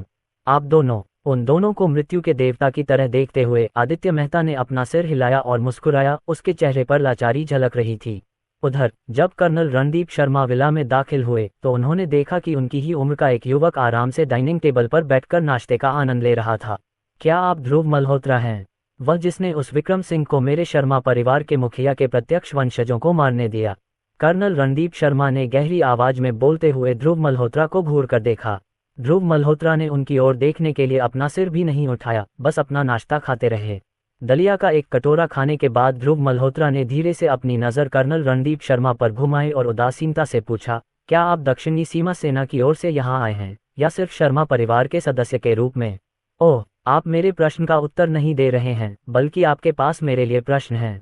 कर्नल रणदीप शर्मा की भौहें ऊपर उठ गईं और फिर उन्होंने अपनी बात जारी रखी। अगर मैं कहूं कि मैं दक्षिणी सीमा सेना की ओर से आया हूं, तो आप क्या जवाब देंगे? इस पर ध्रुव मल्होत्रा के होठों पर हल्की सी मुस्कान आ गई और उन्होंने जवाब दिया, यदि आप दक्षिणी सीमा सेना का प्रतिनिधित्व करते हुए आते हैं तो मैं दक्षिणी सीमाओं के स्वामी को मुंह दिखा सकता हूं, आपके अंगों को अपन कर सकता हूं और आपको जीवित छोड़ सकता हूं। और अगर मैं कहूं कि मैं शर्मा परिवार की ओर से यहां आया हूं तो क्या होगा? कर्नल रणदीप शर्मा ने मुस्कुराते हुए पूछा। ध्रुव मल्होत्रा भी मुस्कुराया, अगर तुम शर्मा परिवार की तरफ से आए तो मैं तुम्हारी मार्शल आर्ट को अपन कर दूंगा और तुम्हें मरे हुए कुत्ते की तरह फेंकवा दूंगा। ध्रुव मल्होत्रा की बातें सुनकर कर्नल रणदीप शर्मा तुरंत ठहाका लगाकर हंस पड़े। हा, यद्यपि हम समान आयु के हैं, फिर भी मैं पहले से ही अंतिम चरण का ग्रैंड मास्टर हूँ और आप, तुम्हारे अंदर मार्शल आर्ट का जरा भी आभास नहीं है। तुम शायद एक आम आदमी हो, है न? क्या आपका अधीनस्थ विक्रम सिंह, जिसके पास ग्रैंड मास्टर की ताकत है, अभी भी विला के बाहर है? अगर मैंने आपके खिलाफ कार्रवाई की तो आपकी मौत निश्चित है। कर्नल रणदीप शर्मा ने ध्रुव मल्होत्रा की ओर ऐसे भाव से देखा जैसे कि उन्होंने ध्रुव मल्होत्रा को पूरी तरह समझ लिया हो। ध्रुव मल्होत्रा ने उसकी ओर उदासीनता से देखा और बेपरवाही से कहा, अगर तुम्हें इतना भरोसा है कि तुम मुझे संभाल सकते हो तो तुम कोशिश क्यों नहीं करते? हम झांसा दे रहे हो? क्या तुम्हें लगता है कि तुम इस हरकत से मुझे बेवकूफ़ बना सकते हो? कर्नल रणदीप शर्मा के चेहरे पर उदासी छा गई और उन्होंने ध्रुव मल्होत्रा पर सीधा मुक्का मारा। ध्रुव मल्होत्रा, मानो उन्होंने मुट्ठी को करीब आते नहीं देखा था, शांति से बैठे रहे और एक भी हरकत नहीं की। चींटियां कब से शेर को चुनौती दे सकती हैं? जैसे ही मुक्का ध्रुव मल्होत्रा के चेहरे पर लगने वाला था, ध्रुव मल्होत्रा अचानक बोल पड़े। कर्नल रणदीप शर्मा के चेहरे पर थोड़ा सा परिवर्तन आया, लेकिन उनका मुक्का पहले से ही चल रहा था, जिससे उनके पास पीछे हटने की कोई गुंजाइश नहीं बची। बिना ज्यादा सोचे समझे उसने अपने दांत पीस लिए और अपने मुंह में और भी ताकत लगा दी। तुम्हें चींटी कहते हैं, फिर भी तुम्हें आत्म जागरूकता नहीं है। ध्रुव मल्होत्रा ने धीरे से हाथ उठाया और धीमे स्वर में बोले। वह हाथ, हालांकि अत्यंत धीमी गति से चलता हुआ प्रतीत हो रहा था, लेकिन इतना तेज था कि कर्नल रणदीप शर्मा के प्रतिक्रिया करने से पहले ही ध्रुव मल्होत्रा के हाथ ने उसकी मुट्ठी पकड़ ली थी। ये दृश्य अत्यंत विचित्र था। ऐसा नहीं लग रहा था कि ध्रुव मल्होत्रा ने कर्नल रणदीप शर्मा की मुट्ठी पकड़ने के लिए हाथ बढ़ाया था, बल्कि ऐसा लग रहा था कि कर्नल रणदीप शर्मा ने अपनी मुट्ठी ध्रुव मल्होत्रा के हाथों में थमा दी थी। क्रैक टिल्डर, ध्रुव मल्होत्रा की हथेली धीरे धीरे बंद होने लगी और हड्डियों के आपस में रगड़ने की खटपट आवाज आती रही। कर्नल रणदीप शर्मा के चेहरे पर थोड़ा सा बदलाव आया। पलक झपकते ही उनकी मुट्ठी पूरी तरह सुन्न हो गई थी और ऐसा लग रहा था कि उनके हाथ की ज्यादातर हड्डियां टूट गई थीं। उसने ध्रुव मल्होत्रा के हाथ से अपनी मुट्ठी खींचने की बहुत कोशिश की, लेकिन ध्रुव मल्होत्रा ने उसे ऐसे जकड़ रखा था जैसे उसमें 10,000 कौड़ियों की ताकत हो, जो कर्नल रणदीप शर्मा के प्रयासों के बावजूद भी अविचल था। मुझे छोड़ दो, कर्नल रणदीप शर्मा ने गुस्से में दहाड़ते हुए ध्रुव मल्होत्रा की ओर एक लात मारी। ध्रुव मल्होत्रा ने अपना हाथ छुड़ाया, फिर उसे मुट्ठी में भींच लिया और जैसे ही कर्नल रणदीप शर्मा का लात उन पर लगने वाला था, ध्रुव मल्होत्रा ने उनके घुटने पर मुक्का मारा। स्नैप! एक तीखी आवाज सुनाई दी और जिस पैर से कर्नल रणदीप शर्मा ने लात मारी थी वह तुरंत एक अनियमित मोड़ में मुड़ गया। ग्रैंडमास्टर क्षेत्र की एक चींटी ने मुझसे भिड़ने का साहस किया। ध्रुव मल्होत्रा की उदासीन आवाज फिर गूंजी। जैसे ही उनके शब्द निकले, कर्नल रणदीप शर्मा को पेट में तेज दर्द महसूस हुआ और वे डोर कटी पतंग की तरह पीछे की ओर उड़ गए। धप प्यूब! कर्नल रणदीप शर्मा जमीन पर गिर पड़े और उनके मुंह से ताज़ा खून निकल आया। अपनी मुट्ठी और पैर में तीव्र दर्द को सहन करते हुए कर्नल रणदीप शर्मा की अभिव्यक्ति तुरंत उन्मत्त हो गई, क्योंकि वह अब अपनी मार्शल आर्ट साधना को महसूस नहीं कर पा रहा था। यहाँ तक कि एक ग्रैंडमास्टर दायरे का कचरा भी मेरे स्वामी को परेशान करने की हिम्मत करता है, वास्तव में मौत की तलाश में है। दक्षिणी सीमा की सेना का एक छोटा सा व्यक्ति तो छोड़िए, यहाँ तक कि दक्षिणी सीमा का राजा भी मेरे स्वामी के खिलाफ कदम उठाने की हिम्मत नहीं करेगा। करण मल्होत्रा की उपहासपूर्ण आवाज उसके कानों में गूंज उठी। कर्नल रणदीप शर्मा की आंखें लाल हो गईं और उन्होंने ध्रुव मल्होत्रा को गौर से देखते हुए पूछा, तुम कौन हो? अब तक कर्नल रणदीप शर्मा ये कैसे सोच सकते थे कि ध्रुव मल्होत्रा एक साधारण व्यक्ति थे। अध्याय 81 दक्षिणी सीमा की घटना। ध्रुव मल्होत्रा ने कर्नल रणदीप शर्मा की ओर उपेक्षा भरी नजर से देखा और बोले। कर्नल रणदीप शर्मा एक पैर पर खड़े होकर उठने के लिए संघर्ष कर रहे थे। ठीक है, आज मैं गिर गया, लेकिन मैं आपको बता दूं, यह अभी खत्म नहीं हुआ है, कर्नल रणदीप शर्मा ने गुस्से से कहा, फिर मुड़कर एक पैर पर विला के बाहर की ओर कूद पड़े। हालांकि इससे पहले कि वह विला के दरवाजे पर पहुंचता, विक्रम सिंह और अन्य लोग वहां पहले से ही खड़े होकर उसका रास्ता रोक चुके थे। तीनों विशालकाय आकृतियां दीवार की तरह खड़ी थीं और कर्नल रणदीप शर्मा के बाहर निकलने में प्रत्यक्ष रूप से बाधा डाल रही थीं। मेरे स्वामी ने कभी नहीं कहा कि तुम ऐसे ही चले जाओगे। यहाँ आकर हंगामा मचाना, अपनी मार्शल आर्ट की साधना को बर्बाद करना और यह सोचना कि तुम बस यहाँ से जा सकते हो, पृथ्वी पर तुम्हें इतना सौभाग्य कहाँ मिलता है।